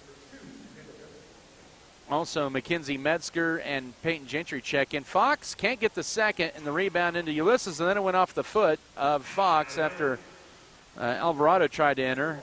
But so Fox with a rare couple misses at the line. She's now 1 of 3 there tonight, but has a team high 11, and Scott City with a 29-point margin with 3:38 to go third quarter at 45-16. Ulysses with the basketball. Alvarado goes to her left, trying to weave her way through. Now low pass, almost stolen away, but picked up by Castillo. Up top, bounce pass right side with it to Sianiqui. Flips it behind her to Molina. And now driving left side, cut off, Alvarado. 3:18 third quarter, 10 to shoot for Ulysses. Alvarado tries to drive left baseline, draws the foul on Peyton Gentry. That'll be her first, and that'll be Scott City's second of the period, and that'll reset the shot clock. Both teams with 2 fouls here in this third quarter with 3:14 to go third stanza. 45-16. Scott City with a 29-point lead. They've led by as many as 31. The inbound almost stolen away, but just above the reaching effort of Katie Weathers. Now bounce pass right side. Here's Molina, deep 2-0, and Katie Weathers collects the board for Scott City. Another board for the Beavers here tonight. They've had a ton of them. Approaching 3 minutes to go. Metzger bounce pass. Peyton Gentry launches a right wing 3. Off the back iron, no, and the rebound to Castillo for Ulysses. Her 4th rebound of the night. So Gentry still scoreless here tonight. That's Peyton Gentry. 2:48 to go in the third quarter. Driving in. Here's a runner. Blocked by Katie Weathers on an attempt and into the hands of Kaylee Felker, who has her 5th board of the night. Lead pass to Weathers. She'll drive in. Dishes it right side. Metzger will try a 3. No. Rebound. Felker had it. Lost it. Picks it back up. Dishes to Metzger. Loses it. And then we got a tie, but out of bounds was Ulysses. That'll be Scott City ball. In is going to be Natalia Cifuentes to replace Nelly Romero. 2:30 to go, third period. Scott City up 29. Now Katie Weathers up top. Metzger will try another 3. That one is going to be well short. Gentry will save it into play, but she was out of bounds. And it'll belong to Ulysses. So Scott City's kind of hit a scoring lull here over the last 2 minutes. Leading right now by 29, late third quarter. Ulysses into the front court with it. Alvarado. Bounce pass right side, launching a deep 3. It's going to be wide left and out of bounds. It's put up by Castillo, and it'll belong to Scott City. Is in for Ulysses is Isabella Sanchez. Megan Trout in to replace Kendall Gentry for Scott City. 2:10 in this third stanza, 45-16. It's been a 9-2 run, so the scoring has kind of subsided here as of late for both teams. More so for Scott City. They haven't scored in over 2 minutes. Trying to get it to Trout. She'll drive to her right. Now dishes it to Metzger. Up top to Peyton Gentry. Goes left to Kaylee Felker. Now to Katie Weathers. Weathers back up top. They get it to Trout. She'll drive right side. Then finds Peyton Gentry for a deep 2. She leaves it short. But Trout with the rebound and the follow. Another offensive board put back. And she has 7 of 4 in this period. 47-16, 99 seconds to go, third period. So Peyton Gentry can't get on the board, but Mayton just picks her up there, says, I've got it, and I'll get the putback. Scott City back up 31. A run in the lane, blocked by Weathers. Rebound ripped away that time by Molina. And Ulysses will save the possession with 15 to shoot. Sianiqui bounces a 3 off, and Weathers with the board. Final minute 14 of this third period. 31-point Scott City lead. Gentry into Trout. Gets it stripped and stolen away. That'll be turnover number 9 on Scott City. Ulysses is pesky enough. They're small enough. They'll get those steals, and now almost losing it with Sianiqui. Now up top it'll go to Natalia Cifuentes. 20 to shoot as they have a kind of a 4-out look right now with 50 seconds to go, third period. Left side out high to Cifuentes. Now to Sianiqui. He'll step back, gets a screen and fires a 3. No good off the back iron. The rebound, Mackenzie Metzger for Scott City. She kind of tight-roped the baseline. Game clock and shot clock about 7-second differential. Metzger will drive in. Her scoop shot high off the glass misses badly, and the rebound to Ulysses. And racing it will be Alvarado here with 25 seconds to work. Oh, she didn't quite drag the pivot foot. Now with it is Isabel Sanchez. Uses up her dribble up top. Now to Molina. 15 seconds to work third period. Stumbling a little bit with Sianiqui, but keeps the dribble. Now to Isabel Alvarado with 12 seconds here in the period. And now a 3 right wing Sianiqui. No. Rebound, fight for underneath. Ulysses ends up tracking it with 4 seconds, and it hits the top of the backboard and a putback attempt by the Lady Tigers. Jocelyn Lerma and Corley McCormick in. That was put up by Alvarado. So Scott City with a 9-2 run in this third quarter. Peyton Gentry holds it, and that'll be your third period. We're going to go to the fourth and have a continuous clock with a 31-point lead for Scott City at 47-16. Back in a minute. This is Beaver basketball. Life is all about your vision. That's what Dr. Joshua Gooden and the staff at Scott City Eye Center believe. They care about it.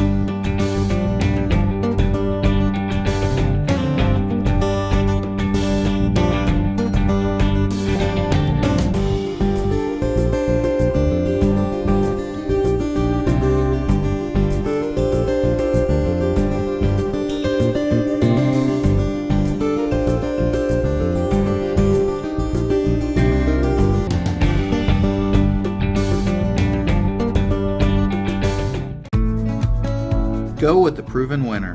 I'm Michael Trout from State Farm in Scott City. When it comes to auto insurance, we score big with our policyholders.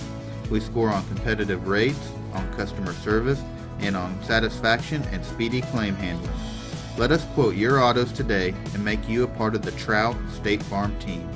Call or stop by Michael Trout State Farm and you can be assured of our personal best. Go with the winner, Michael Trout State Farm, Scott City. BBN is brought to you by Lone Tree Farms, J&R, Next Tech Wireless, Pioneer Communications, S&T, Scott County Hospital, Scott Co-op, Security State Bank. Their second, team foul number 1 of the fourth quarter. As that clock will roll, 7:40 to go and running fourth quarter. Scott City right below their season average right now. Ulysses averages 34 points a game. They're going to have to check up some shots if they want to get to that season average. 30 seconds into this final period. Their season high was 46 points against Southwestern Heights before the Christmas break, and Scott City with a steal. And it's Irvin with it. 7 Lady Beavers have scored, led by Piper Fox, 11, Avery Lewis with 10, Kaylee Felker, the career-high 9. Fox for a 3. No. Rebound underneath Avery Lewis. Backs her way in, goes up. Can't get it. Got her own rebound, and she is fouled going up, and she'll get 2 free throws. So she grabbed a couple of rebounds. Rebounds 5 and 6 unofficially for Lewis. And Scott City's 14th and 15th offensive boards. Jocelyn Lerma, her first, team's first of the fourth quarter with a running clock, 6:50 to go. Lewis with 10 tonight. Scott City now 8 of 11 from the line as they go up 48-16. As Ulysses will bring back in Isabella Alvarado to replace Isabella Sanchez. Still a pretty young Ulysses team, and we're going to get a whole line change here as Lewis now with 12 on the night. She has a team high, 49-16. As in is Valeria Castillo. Also, Katie Weathers, Mackenzie Metzger, Kaylee Felker, and Peyton Gentry. So that's a new 5 for Scott City. Starters night might be done here. 6:12 to go. 49-16 your score. Ball deflected, but picked up by Alvarado. They're working around left side. Sianikwe from about McDonald's misses that. The rebound, Ulysses, and that should probably be a travel. Nope, they're going to call it a tie-up. It'll be Lady Tiger ball with 5:54 to go. I thought maybe it was going to be a travel before the tie-up, but the officials all kind of mutually agreed, nah, not tonight. I think they're just trying to get this game moving too. 5:42 to go. Ulysses trying to bout it in. They have 33 to shoot. They get it underneath. Now wide open is Sianikwe for another 3. Too strong on that one. Rebound. Felker had it ripped right out of her hands by Yoselin Lerma. And now Sianikwe for 2. Bank shot no. Rebound. And guess what? Tie-up in the paint. It was a 2-on-1 on the tie-up. 2 Lady Tigers, 1 Lady Beaver. And Kaylee Felker ends up winning that battle. And our last 2 who have not checked in yet, Maggie Heineman, Lily Leitner for the first time. Ulysses will bring in Piper Schultz and also Ava Partita, a 5'6" freshman.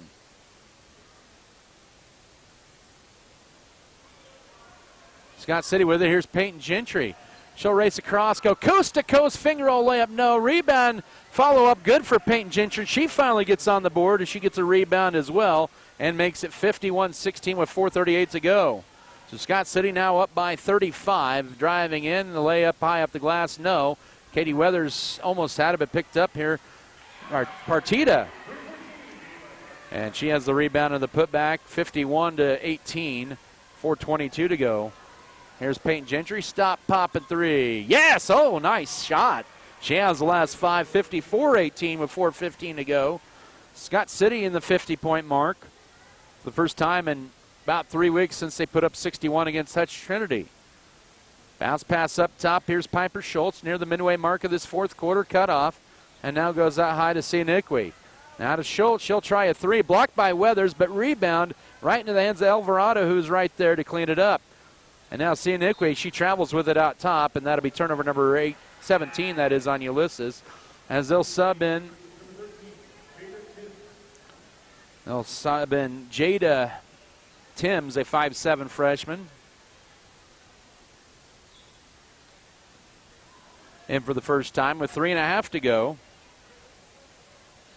So about everybody has played for Ulysses that's been suited up. Weathers pulls up from the right elbow. Too strong. Rebound tracked down by, well, it was tracked down by Ulysses. But I think we're going to get a push on Scott City's Peyton Gentry with 3:15 and a running clock. And Gentry with her team's second of the 4th quarter. Natalia Cifuentes in for Ulysses. 3 minutes to go in this one. 54-18 Scott City. They're on a 7-2 run in this 4th quarter. And almost losing it, picking it back up. That's going to be, oh, let's see. It's Jada Timms. So I'm trying to find everybody here. It's on the roster. They suited up about 15. Here's a 3. Misses wide right off the bank shot for Alvarado, and we got a whistle tie-up. I think it's going to be Ulysses' ball. And all that does is just burn some more time off the clock here with 2:33 to go, and that'll bring in Zetlali Castillo for Erzabeli Alvarado. The only time it'll stop here is if there's a timeout called. Ulysses trying to inbound it in. They have 14 to shoot.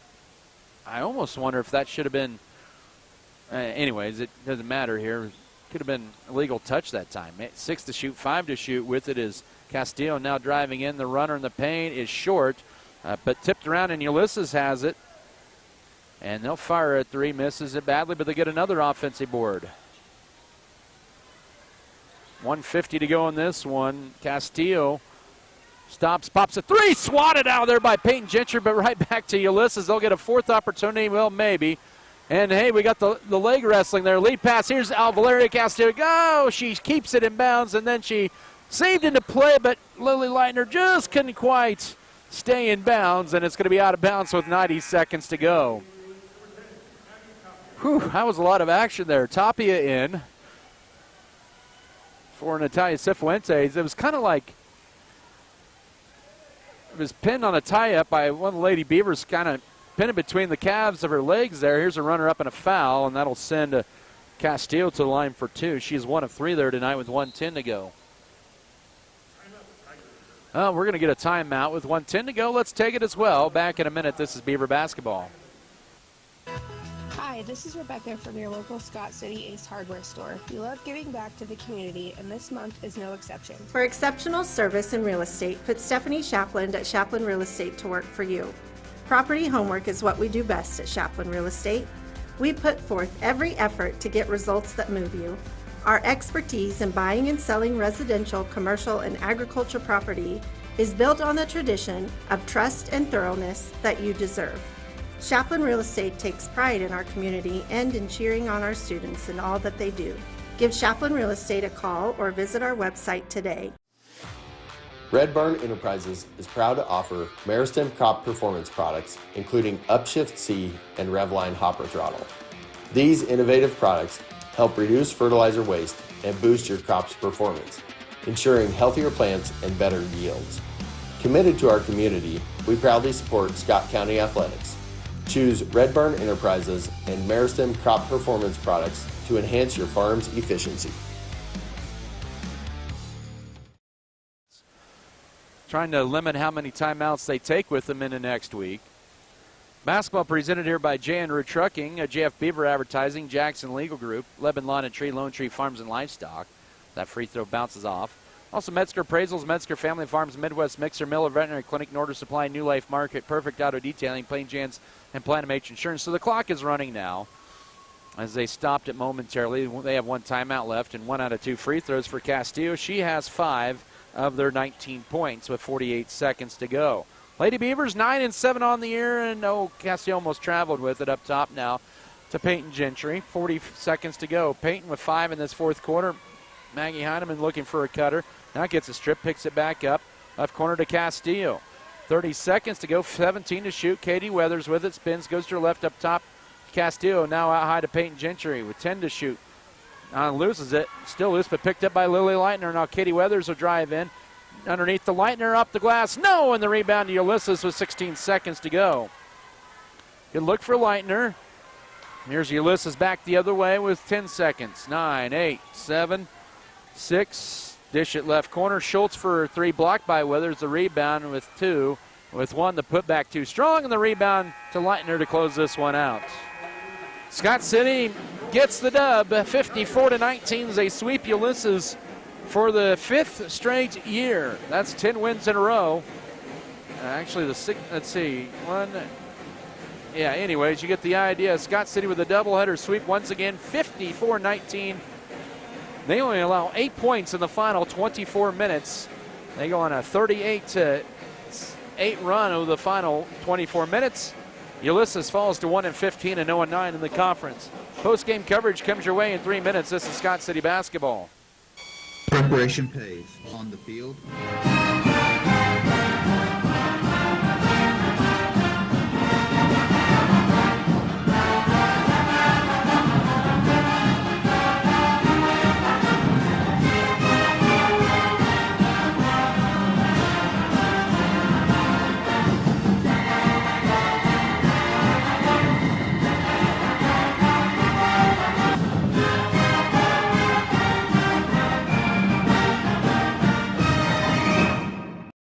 The dedicated team at Norder Supply is passionate about assisting our customers in achieving maximum net return per acre. That is how we define our success.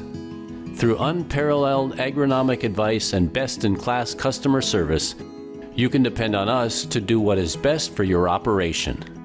Ask them today about their spot-on service and how it can fill your needs. Norder Supply. Plain talk, exceptional results. The world needs more farmers. People who know the land. People who support rural communities. People who are as diverse as each acre they care for. But unless you've been born and raised on a family farm, it's nearly impossible to become a farmer. That's why we are building a team of people from our hometown and across the world to do what they love. We are not just a family farm. We are a multi-family farm. We are Volgamore Family Farms.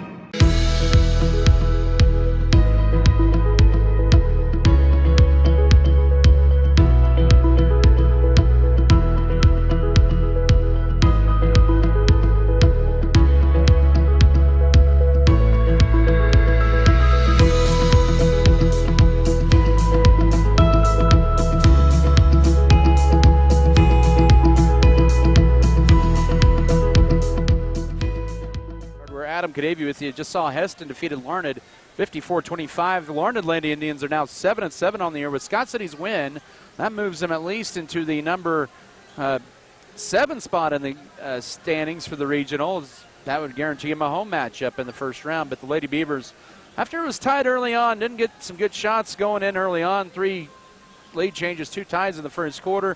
Scott City led 16-11 after 1 and went on a 38-8 run to close the final 24 minutes out to win it 54-19. 12 points for Scott City's Avery Lewis to lead the scoring, 11 for Piper Fox, a new career high in the first half for Kaylee Filker with 9. Also, let's see, 6 for Katie Weathers, 7 for Megan Trout. Let's see, 5 for Peyton Gentry. That was all in the fourth quarter. And Kendall Gentry and Mackenzie Metzger each added 2. Scott City would go 9 of 12 from the free throw line. On the other side for Ulysses, they were led by Clarissa Cianiqui, Izali Castillo, each with 5. 2 from Isabella Castillo, 3 from Piper Schultz, and 2 from Ava Partita in the fourth quarter. They're 54-19 victory here tonight for Scott City. Lady Tigers, they were 1 of 2 in that second half at the line. They were 3 of 7 for the ball game. Also, Yoselin Lerma there. I missed one there. She had 2-point basket in the third quarter as well. But the Lady Beavers coast to the victory tonight, 54-19. We'll get Coach Justin Froh's comments momentarily, but we'll step aside in the meantime and we'll take a break. And when we do come back, we're going to hear from head coach Brian Gentry. We'll step aside. We'll hear him on the other side of this break. Lady Beavers win at 54-19. This is Scott City basketball. To stress less with more money in your pocket. United makes it. If you are in the market for a new or used vehicle, check out J&R Car and Truck Center of Scott City. J&R Car and Truck has a fully trained service and part staff for repairs on most makes and models of vehicles. Locally owned and operated, J&R Car and Truck Center provides new and used vehicles. Stop on in and check out jrcarandtruck.com for your next vehicle. J&R Car and Truck Center, your Chevrolet and GMC dealership in Scott City.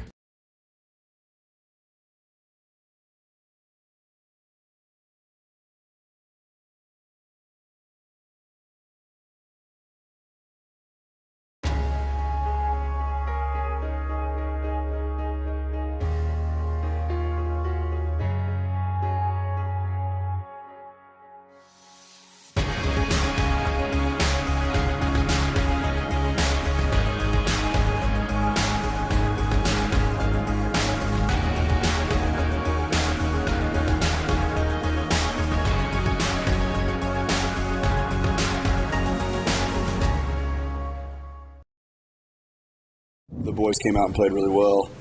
Very, very competitive game. Saw quite a few lead changes and ties. So just stuck with the game plan and made the right plays when we needed to, especially down the stretch. That we've got to continue to do. We've got to continue to do it tonight and not take anything for granted, any possession for granted.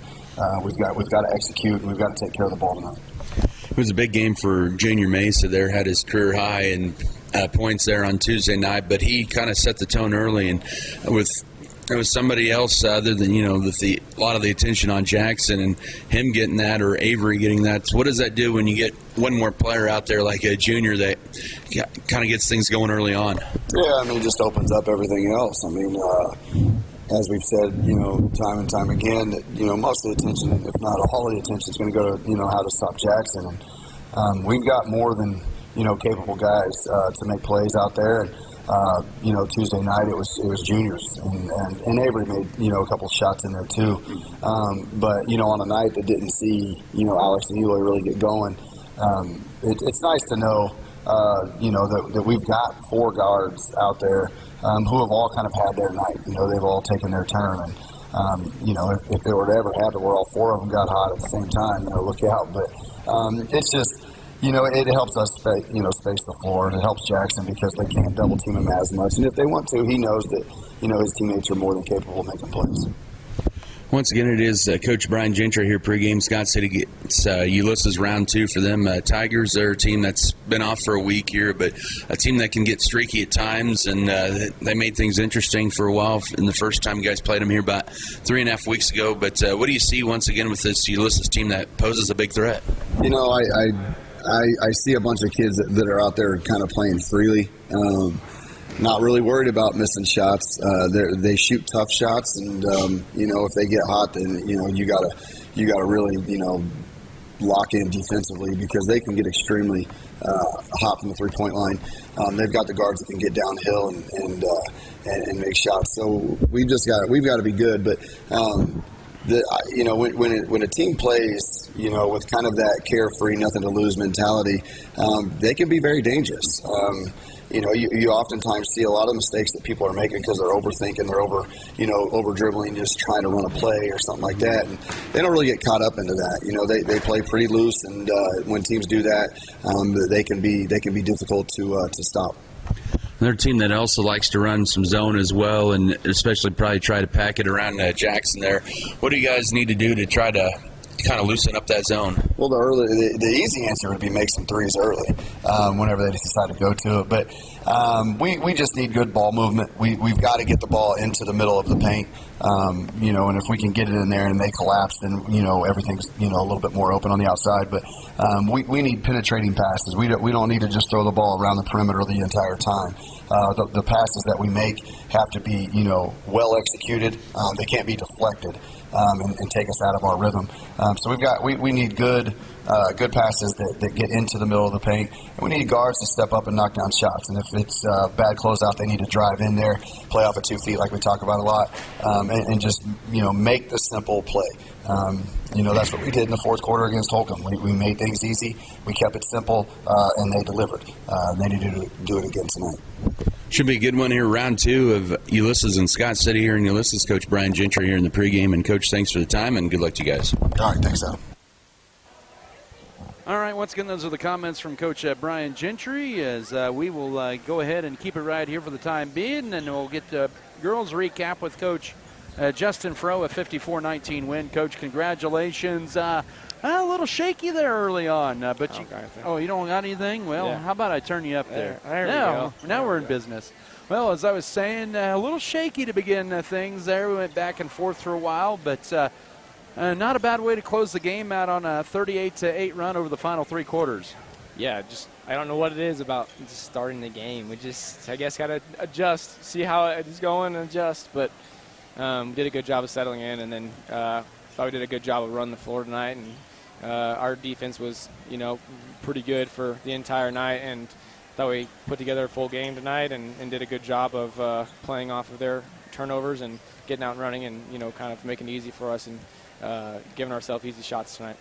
For sure, and you did get a lot of pretty good shots there that weren't falling early, but I'll tell you what, the second chance opportunities, they really kind of came in bunches for you guys tonight. Yeah, they did a great job of crashing the glass, and with those shots not falling, we were aggressive at getting to the glass, and then, did a good job of finishing there with those putbacks and using our size to our advantage, and not allowing them to have any second chance points for the most part, and kind of just holding them to one and done on their offensive end, and then that allowed for us to, kick it ahead and get out and run.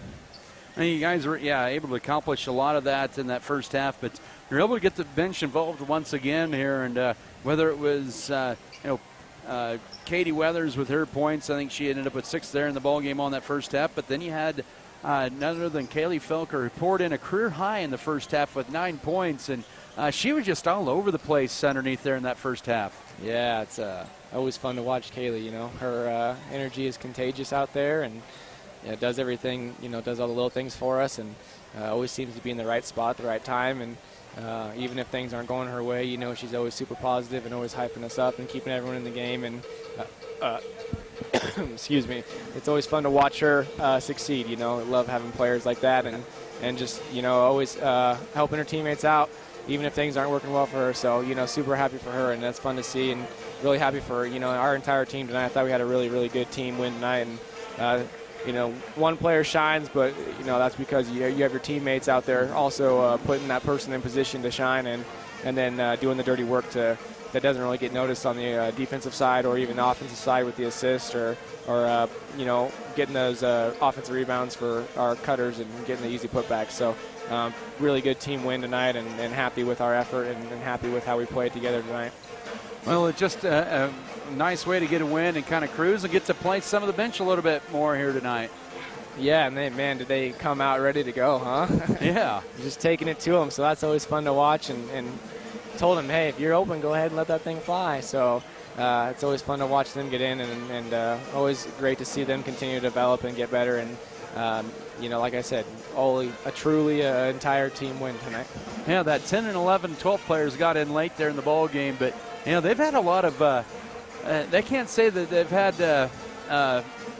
They haven't had their option. Or what I'm trying to say is their opportunity to play this week. Yeah, man. They some of them got. This is their 5th or 6th game this week with the JV tournament going on. So Monday, Tuesday, Thursday, Friday for them. So lots of basketball for them. But it's always fun for them to continue to watch them grow and get better and get a lot of games in, a lot of court time, which is great for any level, and just proud of the way that they handle all those extra minutes and still showing up to practice and always going hard. So super proud of the younger girls, and just got to keep building on every win. On the road to Larned on Tuesday, unfamiliar foe.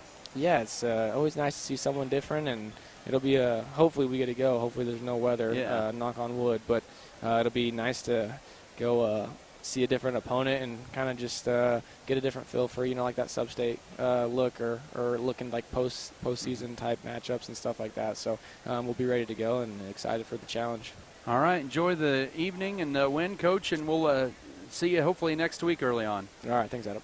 All right, once again, comments from Coach Justin Froh there as Beavers come out on top here on the girls' side by the final of 51 or 54, that is, to 19. We'll take another timeout, so we'll come back and we'll break down the boys' matchup here next from Ulysses. Back after this break, this is Beaver Basketball. Froh Heating and Cooling of Scott City is a proud sponsor of Beaver activities. Brent and Angie take pride in helping our activities and support our students 100%. They can also help you with any heating and cooling needs that you have. Give Froh Heating and Cooling a call at 620-872-3508 and see if they can help you with your needs today.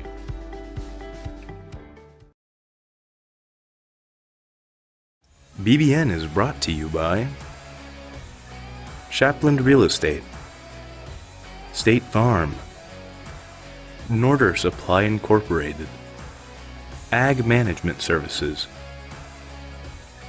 Bogomore Family Farms, White's Food Liner, Scott Community Foundation.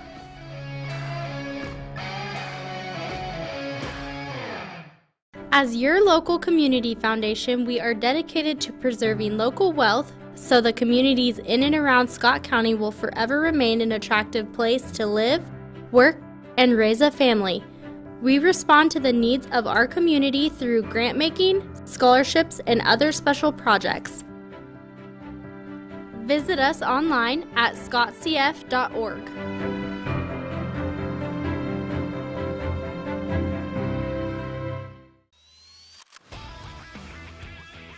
At Red Barn Enterprises, we bring you the best products in agriculture through the Max Yield system, placing the right products on every field of your farm.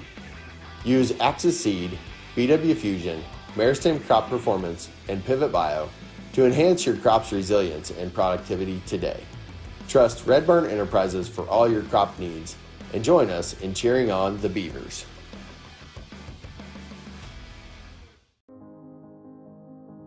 They said this place was too isolated to call home.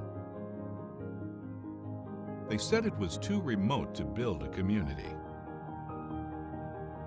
And then one day, a farmer strung a copper wire from one fence post to another and changed everything. We didn't build the communities of Southwest Kansas. No, we just brought them together.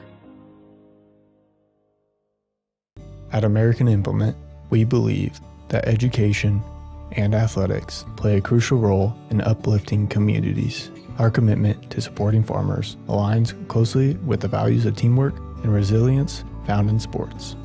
By investing in local initiatives, we enhance individual lives and strengthen community bonds for a brighter future. American Implement, indebted to the past, committed to the future. First National Bank of Scott City. One of the few places left that you could call today and speak with a person and be greeted at the door with a friendly face. Come see us at First National Bank, where you will feel at home. Let us help you with your banking needs, whether it be setting up a checking account, savings account, CD, or getting a loan for that new vehicle or home you have been dreaming about. Member FDIC, an equal housing lender.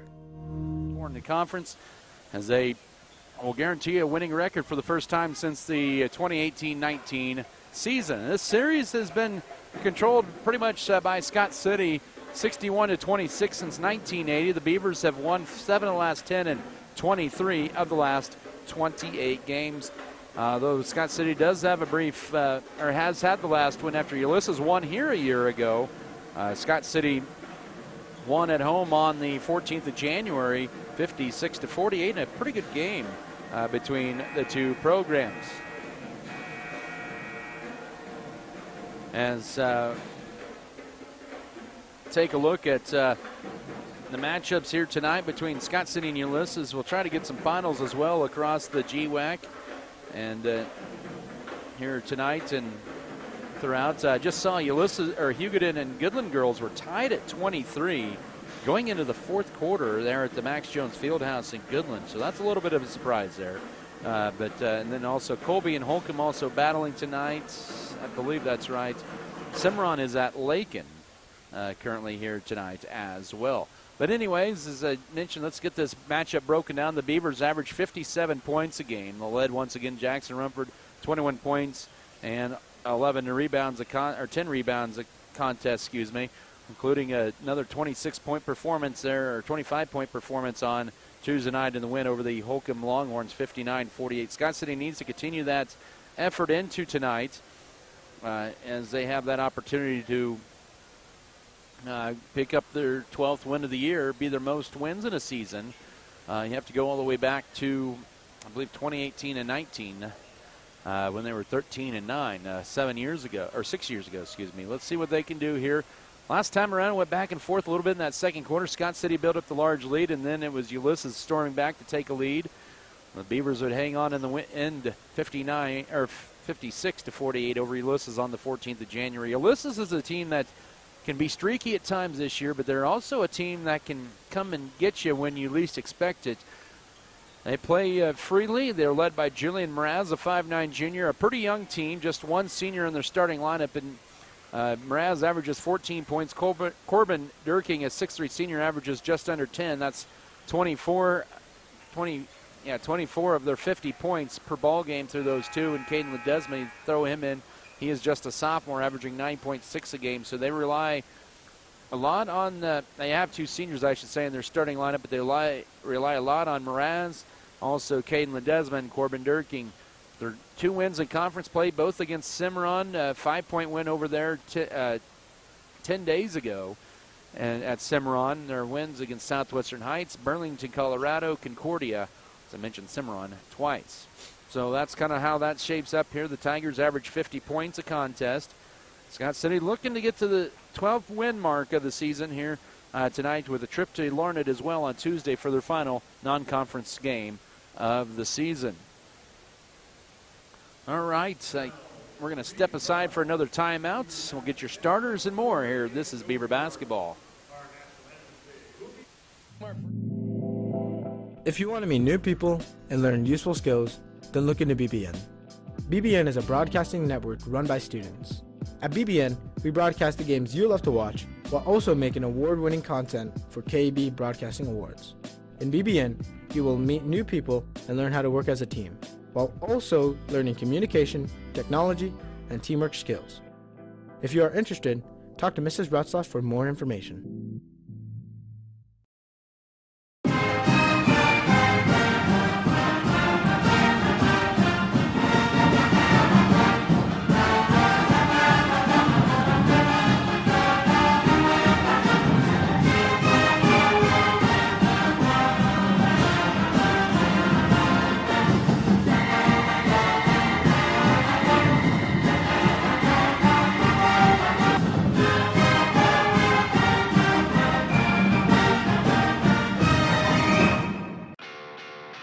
At Red Barn Enterprises, we offer a full range of products to boost your farming success. As your locally owned Axis Seed regional company, we offer products to support the health and productivity of your crop. With a wide selection from BW Fusion, Maristem Crop Performance, and Pivot Bio, we have everything you need to protect your crop from abiotic stresses and feed it for top yields. Proudly supporting the Beavers, Red Barn Enterprises is your local partner committed to your crops and community.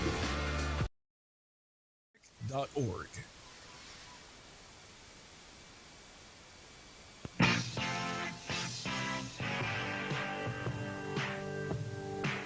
Starting lineups once again tonight, presented here by Security State Bank in Scott City and Leota. Let's get your starters tonight for the Beavers, coached by Brian Gentry in his 9th year.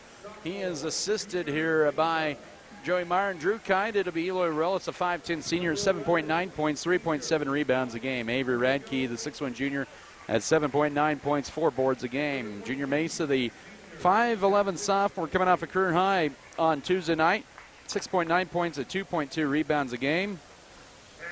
Also, Alex Trango, 5'10 senior, 9.2 points and 3.6 rebounds.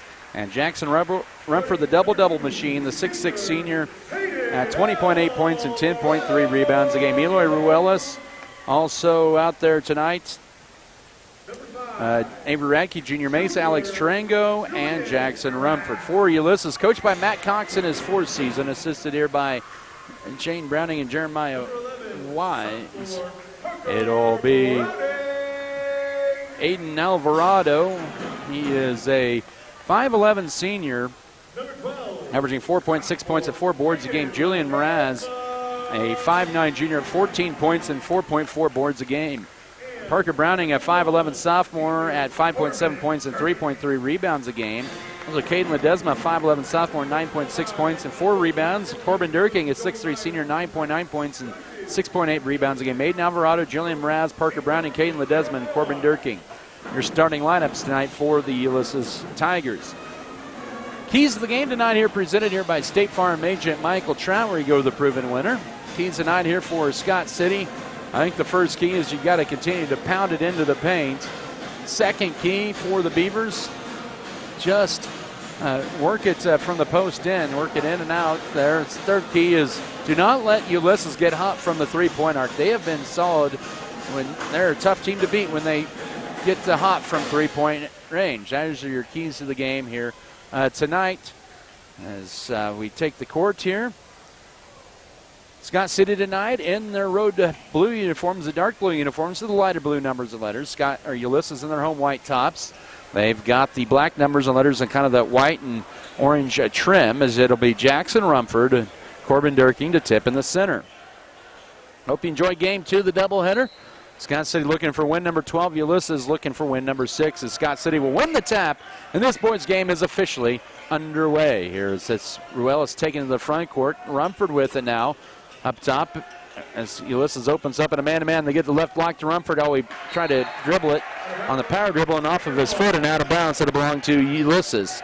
So a turnover early to begin this ball game. Scott City had just 8 turnovers on Tuesday night against the Holcomb Longhorns in their 59-48 win. The big story there, they only committed 1 turnover early in that fourth quarter, or 2 early in that fourth quarter. Now first possession wide open and miscommunication on defense, and Ulysses leads early 2-0 from Corbin Durking at the left block. 7:28 to go first quarter, 2-0 Ulysses with the early lead. Scott City had a turnover in their opening trip. Ulysses opens up in a 2-3. Mesa, left corner to Ruiz. He'll drive the left baseline, gets it poked away, and Scott City with 2 turnovers and 2 possessions to begin this ball game. That's one thing you're going to see tonight from Ulysses is a lot of 2-3.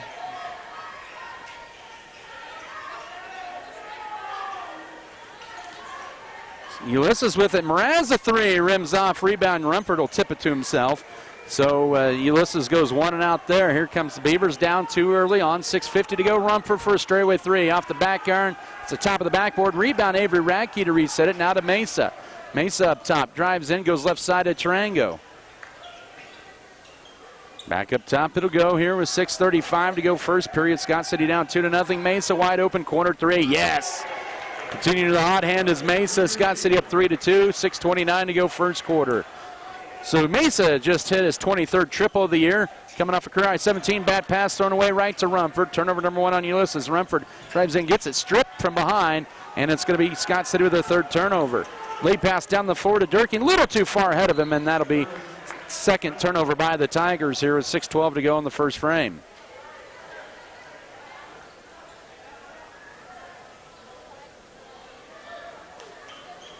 Scott City up 3-2 with the basketball as Ruiz takes it in the front court, left to right. Up top now to Radke. Left side he goes to now to Rumford to the left block from Tarango. Pump fakes, goes up and scores it. He has 2. 5-2 Scott City, 5:56 to go first quarters. He just let Corbin Durkin kind of go over the top of him there. Now in the front court to the half court stripe. Alvarado now into the front. Up top right to Julian Mraz. Mraz, a couple of dribbles out high. He'll be guarded by Tarango. Here's the Beavers stay man-to-man. 5:40 to work first quarter. With it is Aiden Alvarado up top. Caden Ledesma now goes right to Mraz. Mraz holds it. We'll put it on the floor. Steps back, wanting to drive in. At 8 to shoot. He'll take it strong to the rack and lay it up in the left side. And he has his first basket, 5-4, 5:24 to go first quarter. That'll end the quick 5-0 Scott City run. Beavers with the basketball out high. Mesa turns down the deep 3 up top now. We're going around a 5-out look almost for Scott City. Driving in, Ruiz, right corner. Radke for a 3.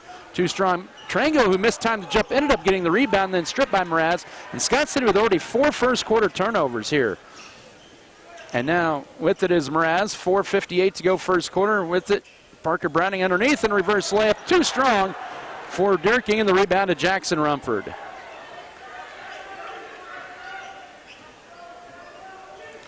So Scott City with the ball up 5-4. 4:40 to work here in the first period. Now driving in, strong move. Tarango gets it blocked. A lot of contact to let it play through. Durking with the board for Ulysses. So Scott City up by 1. Looking to drive in was Mraz. Pulls it back out. 4:25 to go first quarter. 5-4 Scott City up by 1, but Ulysses hanging around here early on. Now we'll have the pass right side to Alvarado. Now switching it up. Left side out high, goes to Caden Ledesma with 12 to shoot. Now back to Durking. And now looking to drive in as Browning fires up a 3 over Tarango and hits it. 7-5 Tigers at the midway mark of this first quarter. They've countered Scott City's 5-0 run with a 5-0 run of their own. Avery Radke with it with 3:50 to go first quarter. Here's Ruiz, right corner. Mesa launches another 3. Come on, another one in the corner. Yeah, 6. 8-7 Beavers, their second 3 of the quarter with 3:45 to go first period. And our third lead change in the first 4+ minutes. Scott City with a little pressure in the backcourt. Ulysses breaks it. Here's Alvarado, almost stolen away. Good effort, though, by Mesa. And it'll stay with the Tigers with 24 to shoot. As Brooks Bailey in, he will replace Mesa. And Ulysses subs in Nick Martinez, a 5'11 senior, in for the first time. 24 to shoot inbound into Corbin Durking. 8-7 Scott City back on top. Ulysses with the ball. 3.5 to go first quarter. Mraz with the dribble out high. He'll be guarded by Ruiz. Scott City staying man-to-man. And now a screen from Mraz up top. It'll go to Alvarado, right wing. Bounce pass almost thrown away. And it is going to be tied up. It'll be 6 to shoot. Inbound in for Ulysses. 6 to shoot. 3:18 to go first quarter. 8-7 Scott City. They'll throw it up top here to Julian Mraz. That's who you want shooting, and he'll fire an open three around the screen and bury it. He has 5, and it's 10-8. 3:10 to go first quarter. Already our 4th lead change, and you can't let him get hot. He has hit 2 of 3 in this first quarter. Ulysses has hit 4 of their first 6 from the floor. Into Rumford, left side, bank shot too strong, and the rebound into the hands of Nick Martinez. They're not calling any fouls yet. There was a little contact, but I guess not enough to warrant a foul. Here's a stop and pop three. No, rebound Rumford, already his 3rd board. That was thrown up there by Parker Browning. He's already hit a 3. Scott City down 2 with the ball. Ruelis with it, 2:40 to work first period. 10-8 Ulysses with the advantage. Up top now, here's right side to Brooks Bailey, trying to feed it in. Rumford has great position, goes up, scores it and 1. That foul on Mraz, trying to steal the ball with help defense. That'll be his first, and that'll be the ball game's first foul. Rumford with 4, and that's our first tie of the game at 10. Austin Leyva, 6'2 sophomore, in for Ulysses. He'll replace Corbin Durking. Also in is going to be Caden Ledesma to replace Parker Browning. Scott City brings back in Avery Radke for Alex Tarango with 2:32 to go first quarter. Rumford to the line. Converts on the three-point play at 26 last meeting between these two teams, and that old-fashioned three-point play gives Scott City an 11-10 lead. 2:20 to go first quarter. The teams have been trading threes or three-point plays for a while here, last couple minutes. Mraz with it out high. He'll just stop and pop a 3 and rebound, long rebound out high to Radke. Scott City with a 1-point lead in the ball. So we approach 2 minutes to go first quarter. Here's Brooks Bailey, turns down the 3, goes right side. With it is Mesa. Up top to Eloy Ruelis. Century feed into Rumford. Goes to his right. Little flip up. No, a little strong. And the rebound into the hands of Ulysses. With it is Aiden Alvarado. 11-10. Minute 50 to go first quarter. Out high. Mraz throws it high right to Aiden Alvarado. Back to Mraz. 100 seconds to go. 20 on the shot clock for Ulysses. Tarango to check in next dead ball. Also Parker Browning for Ulysses. So if you're wearing number 11, you're coming in next dead ball. Mraz uses up his dribble, stranded between the rings, 8 to shoot, and they'll have to call a timeout. Well, Ulysses, it'll be a full. Let's take a 1-minute break as well with 1:31 to go first quarter. 11-10, Scott City back in a minute. This is Beaver basketball. White's Food Liner is located at 1314 South Main Street in Scott City, Kansas. They are open daily from 7 a.m. to 10 p.m. Home delivery is available Monday through Friday from 8 a.m. to 5 p.m. just by calling 620-872-5854. They are a full-service grocery store offering a wide selection of varieties at affordable prices. Sign up today for their mobile app. Look for it in the App Play Store under White's Food Liner. Don't forget to visit today. Fairleigh Feed Yard is dedicated to investing in our facilities and staff to provide the best experience possible for the cattle feeder and, in the end, the consumers of our product. We are always in the market to purchase corn and other commodities from local producers. Call our office at 620-872-2111 for current pricing. Our dedicated employees and their families are very important to us, and we are proud of their children that are current beavers and individuals that will grow into those roles in the future. Fairleigh Feed Yard is privileged to support Scott City youth and are honored to cheer on the Beavers. Touchstone Energy Cooperative. Back in Ulysses, Adam Canavy with you here. Monty Toscano, student engineer, 11-10 Scott City.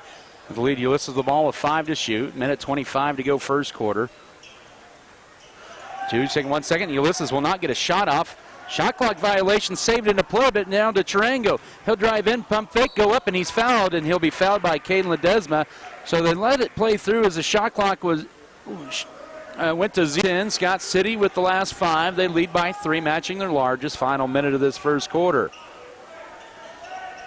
With it is Mraz into the front court, guarded by Tarango out high. Goes right with the pass to Parker Browning. Now bounce pass short corner. Right to Durking. Now a 3, launch short. Rebound Jackson Rumford. That was put up by Ledesma. Rumford with another rebound, already his 4th of the period. 45 seconds to work first quarter. Ruelis left wing. fakes the deep three. Now entry feed into Rumford, gets it poked away, but retrieves it. Now throws it up as Scott City resets with 38 seconds to go first quarter, and now 18 to shoot. Scott City 13, Ulysses 10. Here's Rumford to the left elbow. Pivots. Now finds the back door. Cuts a triangle off the glass. No. Rebound Bailey. And Scott City can reset. The shot clock should have shut off, but they have 20 seconds to work first quarter. Hopefully Scott City doesn't see the shot clock because it shows 25 to shoot. Game clock shows 14, but no good on the layup that time by Ruiz. And the rebound to Ulysses. Scott City with a missed opportunity there. And now down to 5 seconds before crossover dribble. Pulling up in the paint. Pump fake. 1 second. Here's a three for the tie. Wide right by Durking, and that's the end of your first quarter. Scott City didn't get the prettiest of finishes in the first quarter, but they lead it by 3 after 1 at 13-10. We'll come back in a minute for the second quarter of play. This is Beaver basketball.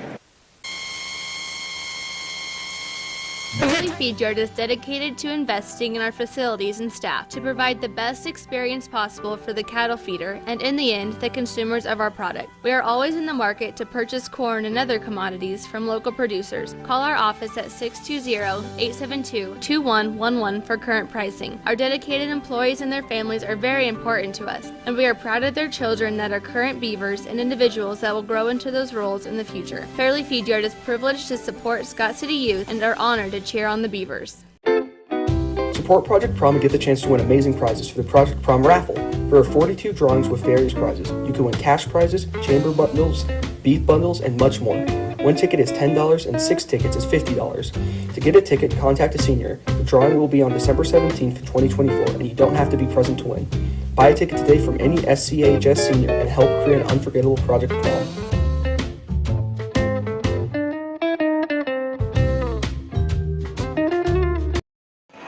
Scott City shot 5 of 12 in that first quarter. Only 2 players scoring for the Beavers. But they lead it here 13-10, and it'll be their basketball to begin the second quarter. We're back here. It was Jackson Rumford with 7, Junior Mesa with 6. Julian Mraz led the Tigers with 5. Ulysses did not go to the free throw line in that first quarter. They hit 4 field goals, and right corner here is Ruiz trying to drive in, throw past to Rumford. And Scott City now with 5 first half turnovers. That's really been uncharacteristic of them, trying to maybe force things a little too much here. But they have the lead here in this second quarter. By the count of 13-10. And now almost stolen away. Good hustle by Mesa. Mraz has it tracking down, clearing the backcourt at 15 to shoot. Ulysses was 4 of 11 in that first quarter as well. Scott City was 5 of 12, 5 to shoot with it. Mraz looking for a crease. Now steps back with 2 seconds. He'll fire a 3 for the tie and bury it with a hand in his face. 13-all with 7:07 to go. They have 3 threes in this first half. Mraz with 8 of Ulysses' 13 points.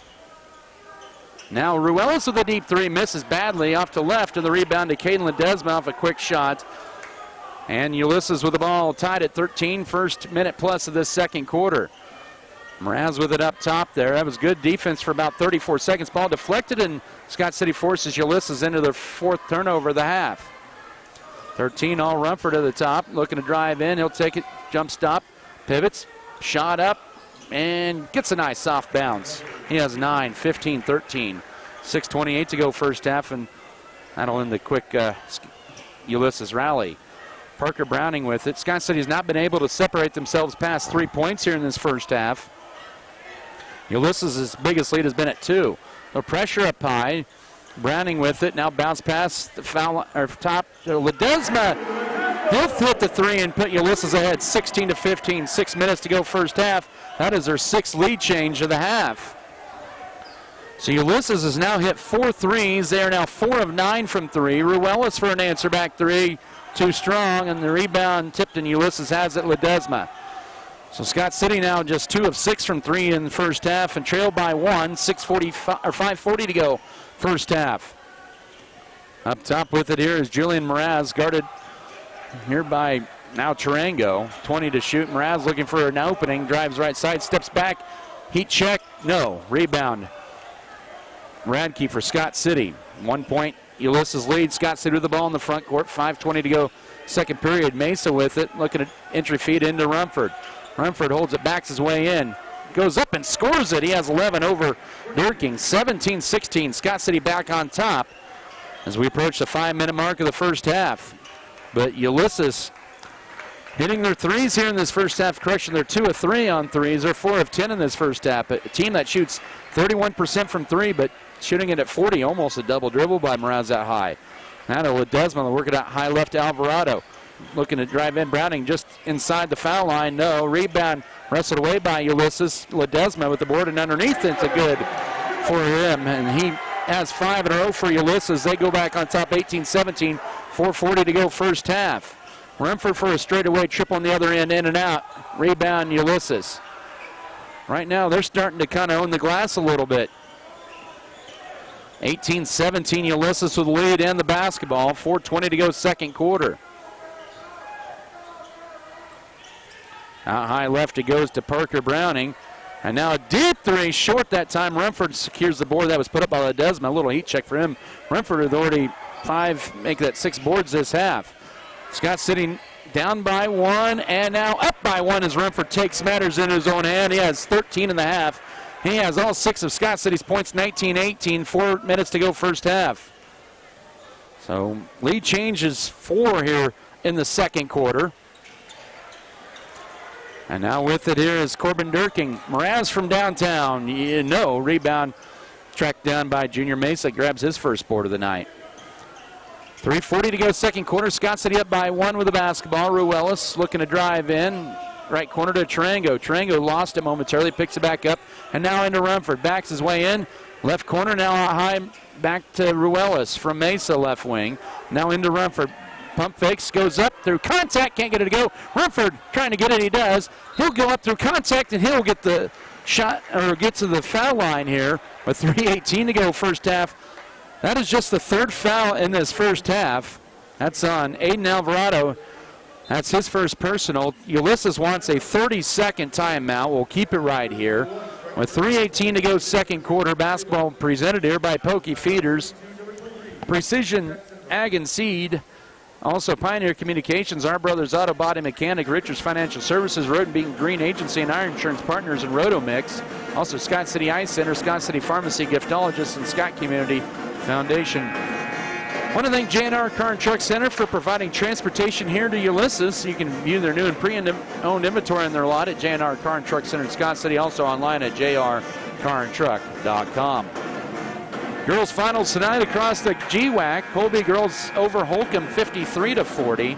So Lady Eagles pretty much have a firm control now on the league standings with a big game for Colby and Goodland. I believe that's Tuesday night.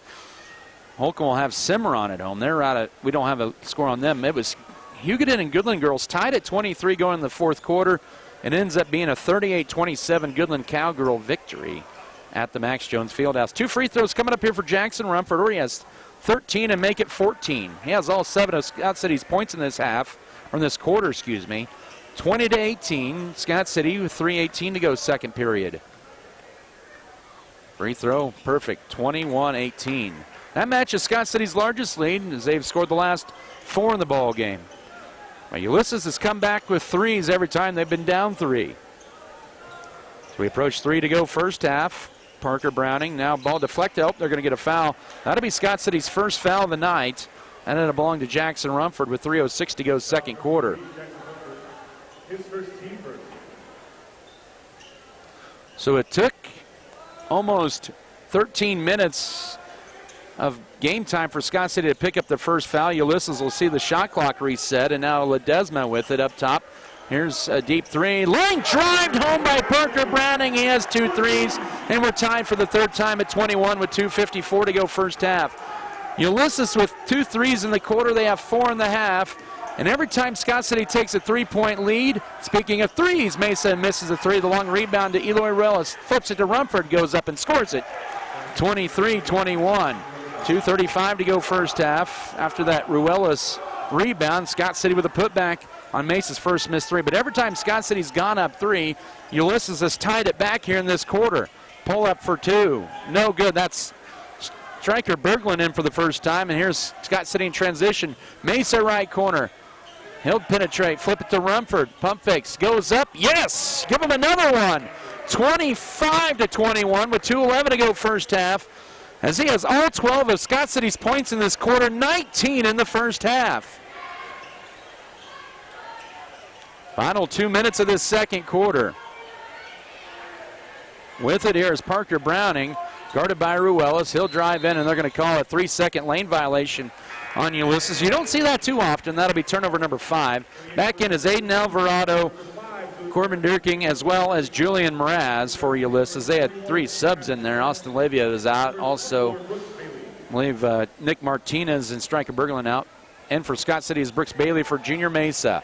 Final minute 50 of the second quarter. Scott City on an 8-3 run over the last 2 minutes.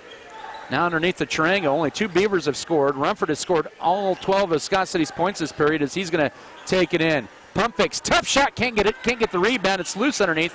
Picked up by Triangle, his floater. Yes, in and out and back home. Triangle on the board. 27-21, 1:28 to go first half. As Scott City has somebody else other than Rumford scoring this quarter. Ruelas had the quick breather and a double dribble up top and an unforced turnover for Ulysses. There's 6 of the half. As Eli Ruelas checks in for Avery Radke. Scott City on a 14-11 run in this second quarter after leading by 3 after 1. It's 27-21. Ruelas with it left wing, minute 15 to go first half. He has a dribble guarded tightly there by Aiden Alvarado. And the bad pass, and that'll be turnover number 6 on Scott City. And then Scott City trying to steal back. Brooks Bailey tight ropes to the left sideline. And he has it.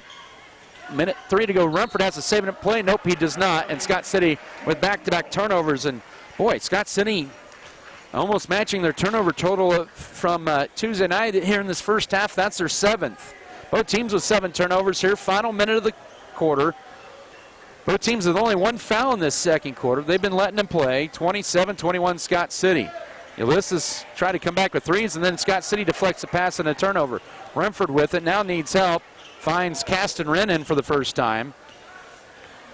Up top with it is Rumford. Finds Alex Tarango out high. He'll drive in and, miscommunication. Scott City with their 3rd straight turnover. Had the right idea, but not everybody on the same page there with 39.1 to go. So 4 seconds between game clock and shot clock. Scott City with a 6-point lead. Parker Browning up top now to Caden Ledesma. To Aiden Alvarado. Now here's Mraz out high. Right side, here's a 3. Good.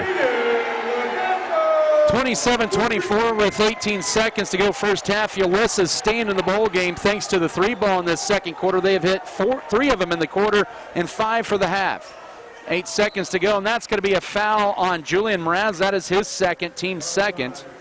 So Mraz in a little foul trouble late second quarter. Xavier Radke to return for Caston Wren here with 7.9 to go first half. Shot clock is off. With it is Ruelas with 6, with 5. Bounce pass to Rumford. Fires a deep 3 with a little arch, airballed out of bounds. And that's going to be the first half comes to an end. Scott City cannot pull away here from Ulysses. They're keeping here in the game with a 3 ball. It's 27-24 Scott City at the break. We'll step aside for a 3-minute break, come back with the first half stats and more. This is Scott City Beaver basketball. Buy one iPhone 16 Pro Max and get one on Nextech Wireless. We believe investing in our community is how we make a lasting impact. It's about more than just providing wireless services. We believe in rolling up our sleeves and working side by side with local organizations. Whether you're sharing cherished moments, staying updated on trends, or exploring your surroundings, we're there to keep you connected. Nextech Wireless. We are Kansas.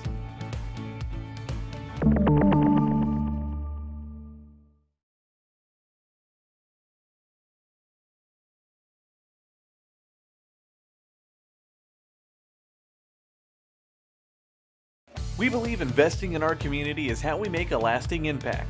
It's about more than just providing wireless services. We believe in rolling up our sleeves and working side by side with local organizations. Whether you're sharing cherished moments, staying updated on trends, or exploring your surroundings, we're there to keep you connected. Nextech Wireless. We are Kansas.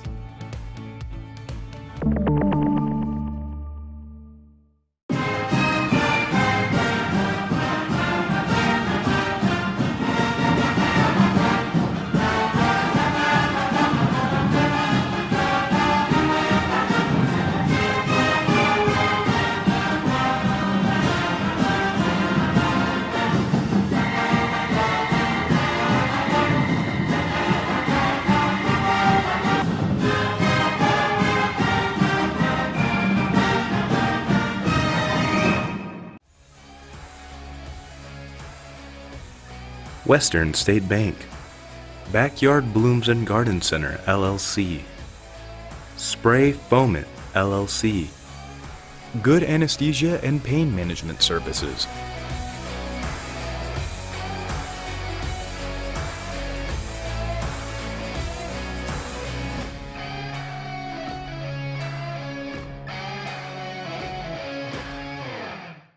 Great Western Tire of Scott City is available for tire repair and replacement, oil changes, tire rotation, balancing, alignment, and bulk fuel delivery to keep your equipment going. They also offer 24-hour emergency service calls. Deckmart Furniture and Appliances. At Deckmart, they offer a variety of quality furniture, including sofas, recliners, lift chairs, dining sets, bars, bar stools, mattresses, and more. They carry GE and Speed Queen appliances and are happy to quickly service what they sell with a local repairman. Great Western Tire and Deckmart Furniture and Appliances. Small-time friendliness with big city service and quality. Scott City Eye Center has been a leading provider of optometry services and vision care products in the Scott City community since 1999. Our experienced eye doctors offer comprehensive vision examinations that our Scott City Optometry office specializes in the diagnosis and diagnostic technology, and we are committed to improving the quality of life. Give yourself the gift of clear vision by scheduling an appointment with Dr. Joshua Gooden, OD, today. Ulysses is hanging in the game thanks to 6 threes. They are plus 12 on Scott City in the three-point from behind the three-point arc in the first half, but the Beavers with a three-point lead here at intermission, 27-24. I'm Adam Kadavy and Melody Toscano, your studio engineer, back in the Mix 94.5 studios. A game that's already seen 9 lead changes and 3 ties in the first half. Scott City finally had a lead of 6 before the late 3 by Ulysses to get to within 27-24. And here at halftime, they hit that with about 20 seconds to go in the second quarter. But Scott City, nonetheless, had the 3-point lead at the break. And first half scoring with Scott City wrestlers here. It was at 113 pounds, Casey Rohrbaugh fourth, 126. Trenton Frank finished in third, 132 pounds. Jeremiah Gonzalez was fifth. Alex Rodriguez was the league champion at 138. He avenged a earlier round loss to Sebastian Heredia and beat him in the finals. At 144, it was Tyler Roberts finishing in third. Matthew Wheeler finished at first. He was the champion at 150. Waylon Ricker was the league champion at 157. Blaze Gossman finished second at 165. Easton Eisenhower was the tournament champion. He had a big win over Kyle Lanning as a medical. Take a 1 minute. Let's take a 1 minute break for now. We'll come back with the rest of your first half stats. Scott City boys up by 3 at the break, 27-24. Back in minutes or so. This is Beaver basketball.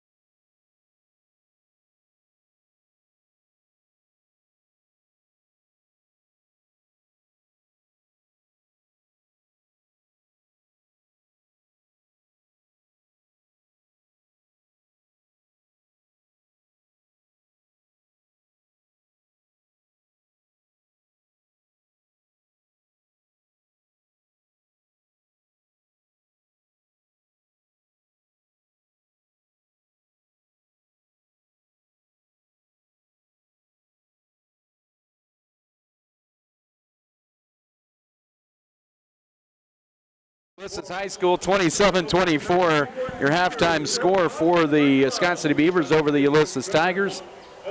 So we take a look at some other first half stats. Both teams shooting the ball in the 40s percentage-wise here in the first half. Scott City was 41% and 11 of 27. Just 2 of 9 from behind the three-point arc. They were 0 of 5 in that second quarter. 9 of 18 on two-point baskets and 3 of 3 from the line in the first half. For Ulysses, the free throws actually ended up being the difference here in the game right now in this first half. For Ulysses, they were 9 of 20 from the field for 45%, 6 of 14 on threes, 3 of 6 on twos, and have not attempted a free throw here in the first half. Foul trouble Well, when you only have one foul, if you're Scott City, you don't have any foul trouble. Ulysses did get Julian Mraz with his second foul late in the second quarter.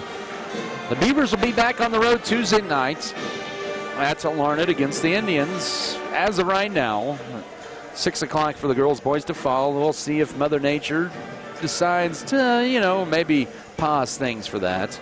Then the Beavers will have a week off before they host Colby. They'll have 3 games to close out the regular season, starting with Colby on the 18th, at Hugoton on the 20th, and then Cimarron at home on the 21st.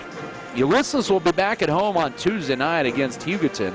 They'll host Goodland on the 14th. They'll go to Holcomb on the 18th, and then on the 24th, on a Tuesday, they'll wrap up the regular season. Actually, on a Monday, they'll wrap up the regular season at home against the Syracuse Bulldogs. Scott City up top, still with the Mraz. He'll knife his way to the basket and then tried to dish it back, but Rumford, who's trying to go for the block, got in the way. 13 seconds into the third period. Ulysses with the ball down 27-24. You get the feeling that wasn't a very happy locker room for Coach Brian Gentry at the half, just how long they took. Now they feed it backside, pump fake, off the glass. No, rebound Eloy Relis. He had to find a little contact there. Durking tried to get the opening points of both halves there. Flip behind to Jackson Rumford for a 3. No. Scott City continues to struggle from three-point range, and Ulysses will track it down in the corner. So a quick 3 there. Rumford trying to get to his 22nd point of the night, unable to. 7:20 to go third quarter. Both teams one and done in the beginning of the third quarter. Almost a travel up top. Browning now with the basketball back to Julian Mraz. He'll be guarded by Tarango, 18 to shoot. First minute of the second half, Scott City by 3. Ulysses with the basketball. Julian Mraz up to Ledesma, 8 to shoot. Now out high to Aiden Alvarado, back to Durking. He'll look to pump fake at the foul line with 2 seconds. With 1 second, here's a desperation 3, airballed right in the hands of Jackson Rumford, who's nearing a double-double in this game. Good defense by Scott City. Tarango splits the defenders, lays it up, can't get the runner, and then Rumford's going to be calling for the foul, pushing foul to the back. That'll be his second. He has all 2 of Scott City's fouls in this ball game with 6:44 to go third quarter. So Mraz has 2. The top 2 scorers leading both teams coming into tonight with 2 fouls. But that's just the first of the second half on Scott City, and the Beavers miss a runner that time. Up by 3, 6.5 to go third quarter. A little high, but reeled in by Aiden Alvarado. Gets a screen.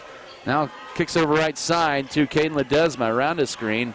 And now he'll drive in, pivots, lays it up, and it's too strong rebound tipped, and Rumford has his 9th board. Scott City hanging on right now to a 3-point lead. Here's Ruiz. Turns down the deep 3. He'll penetrate instead. Kick it right corner. Here's Radke.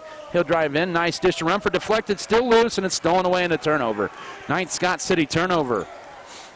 With 6 minutes to go third quarter, we're still scoreless in the second half at 27-24. Ledesma up top left to Aiden Alvarado. Looking for a cutter, finds Mraz. Guarded by Junior Mesa. Looking to penetrate, he will. Steps back, now has to kick it right side. A 3 for the tie is short by Ledesma. Rebound Alex Tarango. He'll bring it across right to left here with 5:38 to go third period. Rumford left side. Here's a 3 for Radke. Oh, that looked good, but rebound to Julian Mraz as both teams cannot buy a basket to begin the first 2.5 minutes of this second half. And here's Mraz driving in over Rumford. Might have been partially blocked. Rebound to Tarango. Ooh, this has not been a pretty start either side here in this third quarter. Scott City will slow it down a little bit with a 3-point lead early third quarter. 5:10 to go, no scoring so far. Into Rumford. Double team, triple team. Can't get that to go, can't get the tip. And into the hands of Mraz. Man, lids are on the rim here so far in this third quarter. 4:55 to go. Still no scoring in this third period.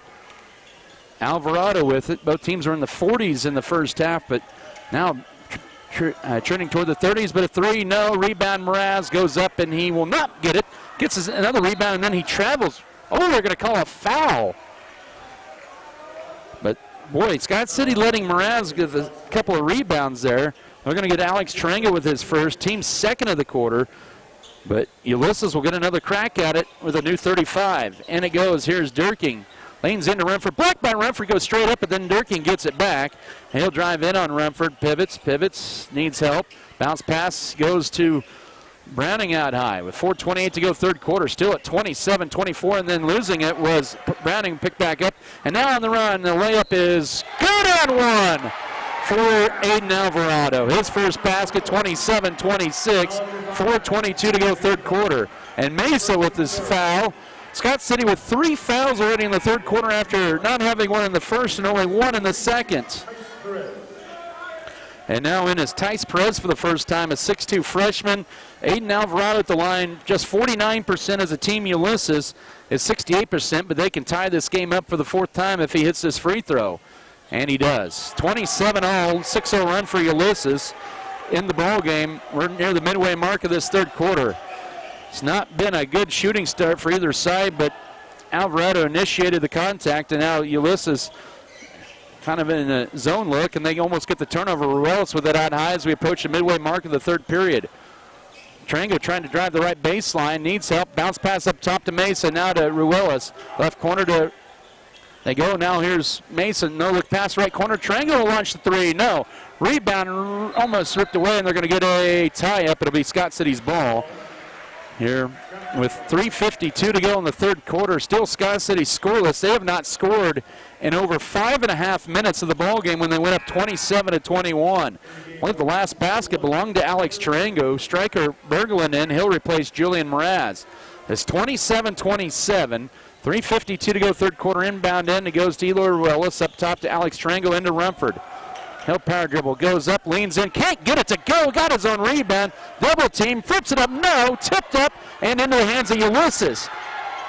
Man, oh man. Somebody get the wood off the rim. Here's a turnover. Rumford with it. No look pass to Trango, and it's thrown away for turnover number 10. And Coach Brian Gentry is not happy with his team. He'll burn a 30-second timeout with 3:31 to go third quarter. 27-27. Scott City working on a 6-minute scoring drought. Basketball presented by Scott County Abstract and Title, Scott Cooperative Association.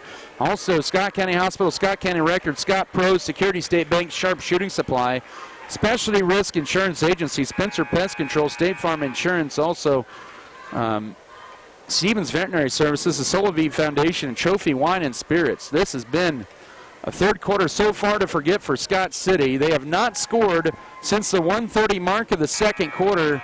They're going on a 6-minute scoring drought, but Ulysses has only scored 6 points. But how many points right around the rim has Scott City missed? And we're tied at 27. Ulysses with a chance to take their first lead since they led 18-17 in the second quarter. With it is Julian Mraz looking to drive in, steps back, 3 for the lead is good. He has 11, and Ulysses is back on top, 30-27 with 3:12 to go third quarter, our 10th lead change of the night. Tarango with it now up top. They're working around to Junior Mesa. He'll fire a deep throw for the tie. In and out. Rebound Rumford will go up. He can't get it, but he'll get 2 free throws. Man, Scott City has had some outstanding looks, but cannot get it to drop in.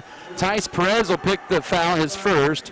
Rumford, with exactly 3 minutes to go third quarter, trying to break this 6.5-minute scoring drought. And he does. He has 20 points, 30-28. Ulysses with 3 minutes to go third quarter. And is Alvarado for striker Berglund for Ulysses. So that ends a 6.5-minute scoring drought and a 9-0 Ulysses run, and it's 30-29 as Rumford sinks them both. He has 21, and give him another 20-point performance of his career. That is the 20th 20-point performance of his career. Mraz with it with 2:50 to go third period. He'll fire a guarded 3 and bury it! My goodness! 33-29. It's a 12-2 run for Ulysses with 2:40 to go third quarter. Scott City with their largest deficit of the night, down 4, but they need to get something going on the offense. They have not had a field goal in 7 minutes. Ruelas needs help.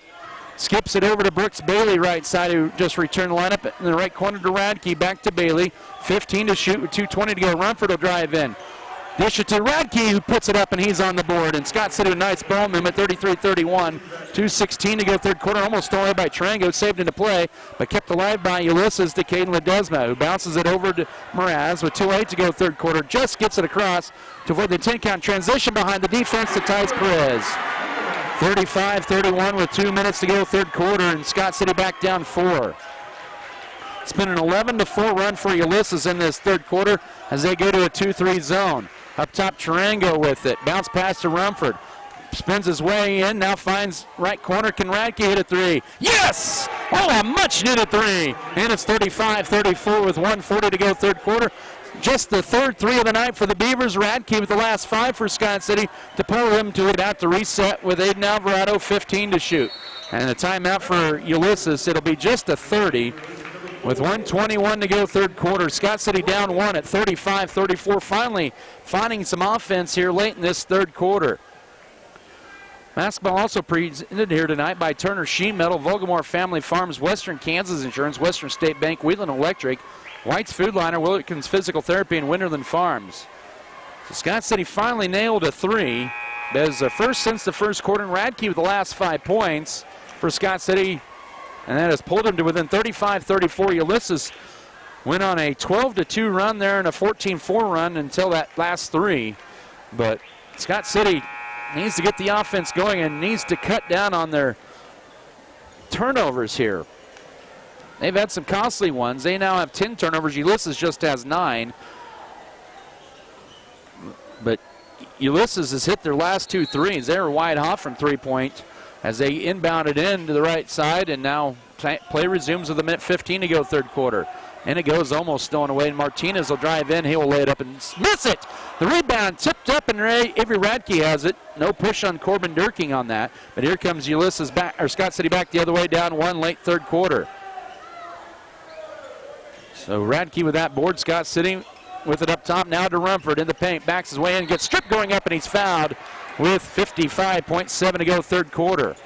That foul will be charged to Aiden Alvarado, his second. Rumford with 2 free throws coming up here. Team's second of the quarter. Rumford with 2 charity shots coming up. He already has 2 in this quarter, has 21 on the night. For the top here tonight with about 12 rebounds to go along with his 25 points. Shot clock is off. 38-35 your score. Scott City on a 7-0 run. Mraz with the dribble. They have the ball possession now in their favor, by the way. With about 8 seconds. Scott City does have a foul to give. Driving in Alvarado, right corner, 3 for the tie. Short rebound. Rumford had it right into the hands of Durking. Underneath, shot up, and it goes in for Durking as the third quarter comes to a close. And it's a 1-point Beaver lead going in the fourth at 38-37. We'll come back in a minute for the fourth quarter. Scott City up by 1. This is Beaver basketball. Even if it's been years since you graduated your college team. There's nothing more spacious than right at his season average. Inbound in as Mraz has it to begin the fourth quarter. He'll take it across to the front court. 38-37 Scott City leads at 1 as they did not block out Durking. Ruiz steps in front of the passing lane with the steal. 2-on-1 number, skips it to Trango, but he's going to be called for the travel. And boy, that's a tough break. Turnover number 11 on Scott City. Man, Scott City not able to capitalize on a turnover there with 7:46 to go. Got to like the right idea by Ruiz. Maybe a little contact that they've been letting him play all night pretty much. And now Ulysses with another chance to retake the lead. We've had 11 lead changes in this game and 5 ties. Mraz a straightaway 3 for the lead. Good. He has 5 threes and 17 points, and it's 40-38 and 7.5 to go. And lead change number 12. He is hot, and Scott City cannot stop him tonight. Brooks Bailey now back to Tarango. Ball deflected in the air, but kept alive by Radke. Now to Ruelas. A 7:14 to go. Bailey in the left corner with it. Back up top to Ruelas. Scott City with 10 to shoot and needs to go in their offense down 2 early fourth quarter. Here's Tarango with it. Gets it to Rumford with 5 to shoot. Underneath, here's Radke off the glass. No, got his own rebound. Goes up and is fouled, and he'll get 2 free throws. That foul will be on Aiden Alvarado. That'll be his third. Team foul number 1 of the fourth quarter with 6:59 to go. So Radke with the rebound, and he'll get 2 free throws. Ulysses with the last 5 points of the ball game to go up 2, and Radke switches home the free throw. He has 6 all in the second half, 40-39, as Junior Mesa replaces Brooks Bailey with 6:59 left. Both teams went 0-4 for about the first 3.5 minutes of the third quarter. Scott City did not get their first points of the third quarter until the 3-minute mark as Radke has 7, and we're tied for the 6th time at 40. 6:57 to go now in the fourth quarter. Scott City tied at 40 with Ulysses here tonight. The Tigers with a slew of threes, now trapped in the right corner, and Radke's going to be, boy, they let a lot go, and then they call a ticky-tack foul on Radke. That's just his first. Both teams with one foul in the fourth quarter. They had a double team and almost a triple team there. 6:48 to go, fourth quarter. Ulysses to inbound it in.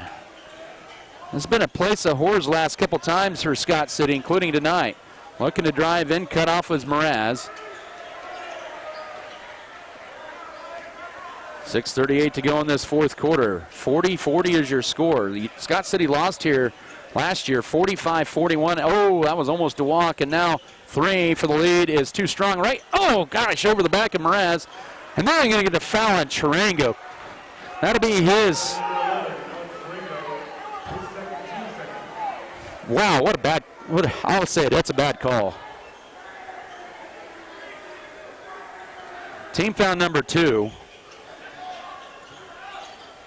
And Ulysses with another crack at it, and they'll make Scott City play. Ledesma with 10, 42-40. 6:20 to go in this one.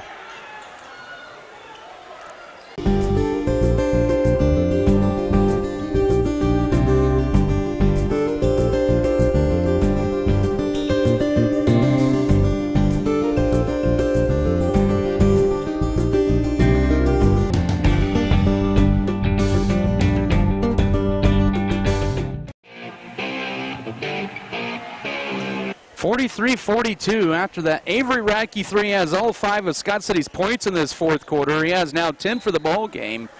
And Scott City's back up by 1. Ulysses with the ball out of the Beaver timeout. 6:05 to go. Pass is almost stole away now. Ulysses had numbers momentarily. A stop and pop 3 for the lead back. Curls off for the rebound to Jackson Rumford. No foul called there, even though Alvarado had his arm there on Rumford, who's got a double-double. 5:50 to go. Scott City up by 1. They need to get a good possession here to extend this lead. Now to Rumford driving right lane line. Splits the defenders, and there's a kiss off the glass for point number 27, 45-42 with 5:35 to go. Scott City back up by 3 and a whistle. Gee whiz. Alex Trango his second, or make this third. Team third of the fourth quarter at 5:33 to go. Ties Perez in for Ulysses. He will replace Corbin Durking as they go to a guard lineup. And once again, there's that 3-point lead for Wisconsin. And every time that feels like Ulysses has been trailing by 3, they come back with a 3 or a 3-point play. Good trap out high. Ulysses with it with 25 to shoot as they settle things down. Parker Browning now up top to Julian Mraz. He has 17 points and 5 threes. Ulysses has stayed pretty much in this game because of their 3-pointers. Now up top, head fake. With it is Browning. Now 10 to shoot. Alvarado. Now to Mraz. He's going to take this shot, and there's no question about it. 5 with 4, 3, 2 seconds. Good defense by Scott City. Pull-up jumper is, oh, he hit it. He has 19, 45, 44, 4:55 to go. Ball knocked out of bounds off of Browning off the inbounds. It'll still stay with Scott City with 4:54 to go, but boy, Mraz has had a night, 19 points, and in will be Nick Martinez. He'll replace Caden Ledesma. 4:54 to go, 45-44. Scott City cannot shake off the Tigers here. We've had 13 lead changes and 6 ties in this ball game. Bullet pass, here's Mesa, left corner. Get in there, 3, no. Rebound tipped around and Ulysses has it. And then stolen by Triangle, and then it's loose on the floor again. Still loose and picked up by Scott City. That was a break for the Beavers, and now to into Rumford, double team to the bad pass, and Scott City turns the ball over. They tried to force it into traffic, and turnover number 12 on Scott City. Underneath, layup good. Perez with his 4th point. Ulysses up 46-45 with 4:17 to go. Okay. Well, Scott City have their second straight Friday loss of disappointing loss here. They're just 1 of 2 in their last 3 Friday nights. Rumford for a 3 out high. That'll silence the crowd, 48-46. Our 15th lead change of the midway mark of the fourth quarter. And he has his 4th career 30-point game. 48-46 with 3:48 to go. Parker Browning with it out high. Goes around Tarango, pulls up at the elbow, and that'll bounce in off the back iron. He has 8. 48 all, 3:37 to go. Tie number 7 of the night. Boy, there, Ulysses has not missed a shot. They've only missed one shot in this fourth quarter. Tarango cutting Rumford, pump fakes, left side shot, left it short, rebound, Mace in the paint, kicks it back out. And now Radke's going to drive in, jump, goes up and he's fouled going up. He should get 2 free throws and he will. That was all thanks in part to Mesa underneath, getting the offensive board, giving Scott City another crack at it. Now Aiden Alvarado has 4 fouls with 3:16 to go, and that'll be team foul number 2 on the Tigers here in this fourth quarter. But Radke has come up big in this second half with 10 points for Scott City. Tied at 48, and that's the first miss from the line for Scott City tonight. They were a perfect 9 of 9 as Ledesma in for Ulysses, Brooks Bailey in for Alex Tarango. So we're still tied at 48 here with 3:16 left. Ulysses, by the way, this year is 1-2 at home, and he has the second, 49-48. 3:16 to go. Scott City back on top by 1. But Ulysses, who has hit their last 5 shots from the field with the basketball as we approach the 3-minute mark. Mraz with it, goes around Tarango, steps back, loses it right into the hands of Ruelas and a turnover. Ruelas with it, he'll drive in his layup, no, rebound Radke has it, goes up, and just can't get it, but he's got 2 free throws. Great offensive board that time by Radke, as Ruelas still scoreless tonight. That's on Nick Martinez, his first. Both teams now with 3 fouls. Radke back to the line. Scott City up 49-48, 2:54 remaining. First to 2 for Radke, in and out. Oh, man. He'll get another one. Alex Tarango in for Junior Mesa. Corbin Durking in to replace Tice Perez. So it remains a 1-point Scott City lead with 2:54 left at 49-48. Second free throw for Radke. That one rims out as well. Rumford with the rebound and the putback. It's 51-48 with 2:50 to go. He has 32, ties a season high. That was a big basket, 2:43 to go. See if the Beavers can get another defensive stop here, up 3. Out high goes to Nick Martinez. Every time Ulysses is trailed by 3 in this second half, they have answered the Beavers. With it is Mraz out high. Wanted to shoot the 3, stripped out of his hands, and that's going to be, they'll say, last touch by the Beavers. That was probably a good call. Scott City wanted to go the other way, but I think that was probably the right call, but there's 14 to shoot as Mraz inbounds it in. 3-point Beaver lead, 2:27 to go. In it goes to Parker Browning, and then almost stolen away, and it's still loose, and then it's harassed. Oh, they're going to call a hack. Come on. Oh, tough break for Scott City, and they're going to get that, I think, on Ruelas. Nope, they're going to get it on Tarango, and that is his 4th with 2:22 to go. Final foul to give for Scott City. Oh, what a tough break there with 2:22 to go. Official had a tough angle at it, and he probably saw the contact more than anything else. And now the ball is almost thrown away, kept alive underneath, stripped. Oh, gosh, and a foul. Oh, man. That's on Jackson Rumford, his 3rd, and that'll send Ulysses to the foul line with 2:19 to go. That's team foul number 5.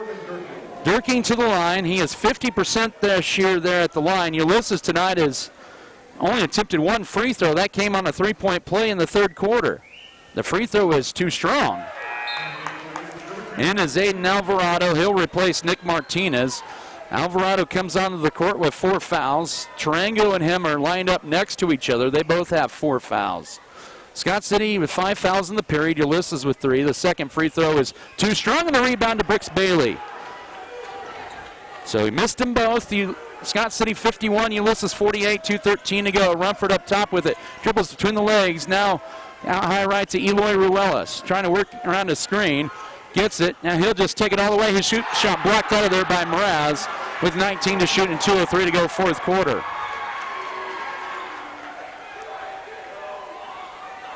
(51-48) is your score as Ruelas looks to inbound it in. They get it back through Radke's hands. He does pick it up, and then he gets it almost stolen away. Now he has it. Kicks it left corner, Ruelas. He'll fire the open 3. Bang! Ruelas with a big 3, 54-48 with 1:50 to go. His first points of the night come on his 18th three of the year, and Scott City with a 6-point lead, matching their largest with 1:40 to go. With it is Parker Browning out high. Oh, he gets bumped out high. Man, and that'll be on Eli Ruiz, his first. Team foul number 6 of the fourth quarter with 1:38 to go. And that'll send Browning to the line for 2 free throws. He is a 69% free throw shooter on the year. He has 8 points tonight. But Scott City with a 6-point lead here with 98 seconds to go. Can they hang on? Free throw on the way. Good. Ulysses now 2 of 4 at the line, 54-49, ends a 6-0 Beaver run, 1:38 to go. Ulysses has 2 timeouts, both of them full. Scott City has 2 fulls and a 30. The second free throw in and out. Rebound, Brooks Bailey for Scott City. It's a 5-point Scott City lead. Bailey's come up with some big rebounds in this game. We're down to 1:30 to go. Rumford goes right side to Radke, and now Brooks Bailey flips it over to Tarango. When does Ulysses maybe think about fouling into Rumford? Backing his way in. Pump fakes for a career high. Goes up. He's stuffed. Gets a foul. No. And the rebound to Ulysses. The Tigers with it with 1:12 to go. 54-49. And that's going to be a timeout before the shimmy. And there's a timeout for Ulysses. They're down to 1. 1:07 to go. Let's come back in a minute. 54-49. Scott City trying to hang on here. Back in a minute. This is Beaver basketball. Go with the proven winner. I'm Michael Trout from State Farm in Scott City. When it comes to auto insurance, we score big with our policyholders. We score on competitive rates, on customer service, and on satisfaction and speedy claim handling. Let us quote your autos today and make you a part of the Trout State Farm team. Call or stop by Michael Trout State Farm and you can be assured of our personal best. Go with the winner, Michael Trout State Farm, Scott City.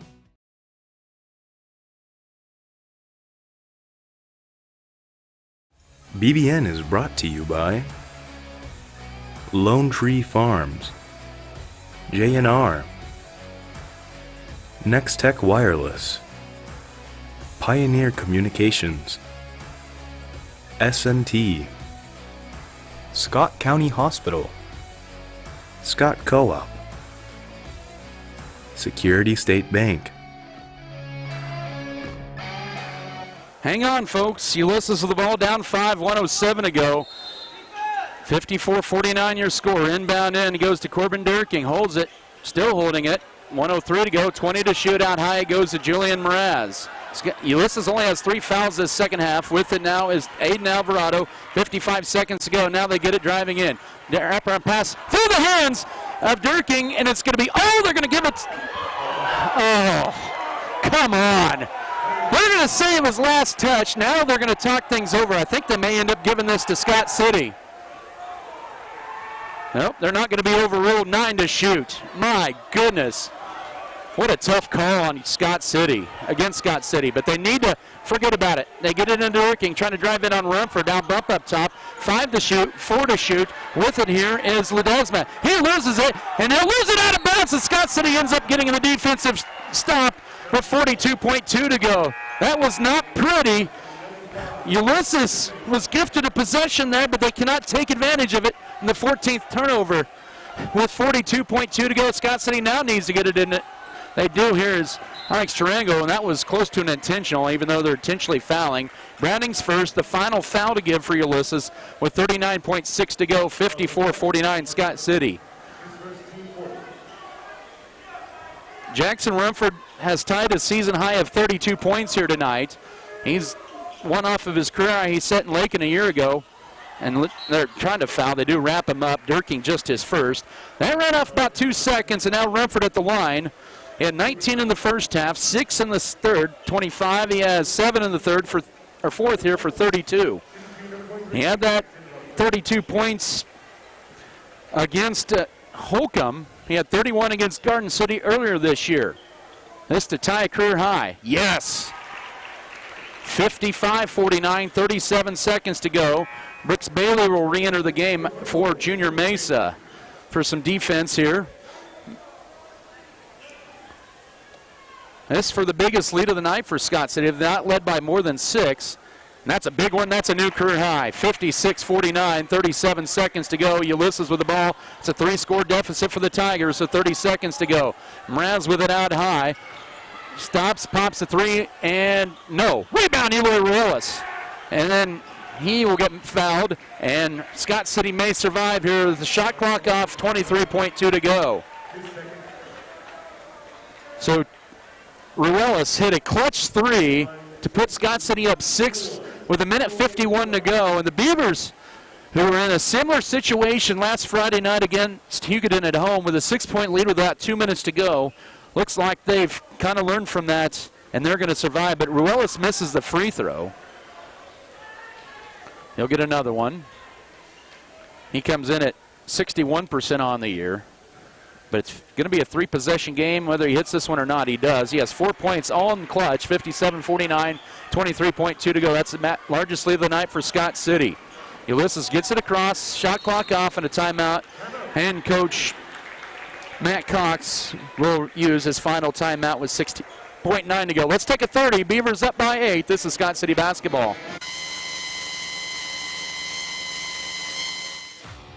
Red Barn Enterprises is proud to offer Maristem crop performance products, including Upshift C and Revline hopper throttle. These innovative products help reduce fertilizer waste and boost your crop's performance, ensuring healthier plants and better yields. Committed to our community, we proudly support Scott County Athletics. Choose Red Barn Enterprises and Maristem crop performance products to enhance your farm's efficiency. Scott.com or come see us at First National Bank of Scott City, member FDIC and equal housing lender.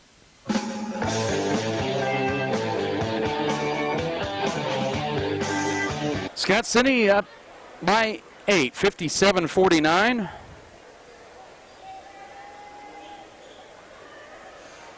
$16.9 to go. Cimarron girls did beat Lakin tonight on the road, 48-38, but the Lakin boys have no issues with Cimarron as they go to the fourth quarter, 64-23, Lakin over Cimarron. Here it's 57-49, Scott City. Final 10 seconds of this one, Mraz with the dribble out high. And this is a young team. They're going to be good down the road. 3-0, rebound to Avery Radke, and that should about do it. Scott City was pushed by a young Ulysses team that is well coached. And they find a way to survive here at the end. And both times this year, Scott City beats Ulysses by 8 points. 57-49, and Scott City winning it here over Ulysses after they beat Ulysses early in the year, 56-48. So Scott City now at 12-4 on the year. They are north of 500 in conference play at 5-4. Ulysses drops to 2-7 in the league and 5 of 11 overall. We'll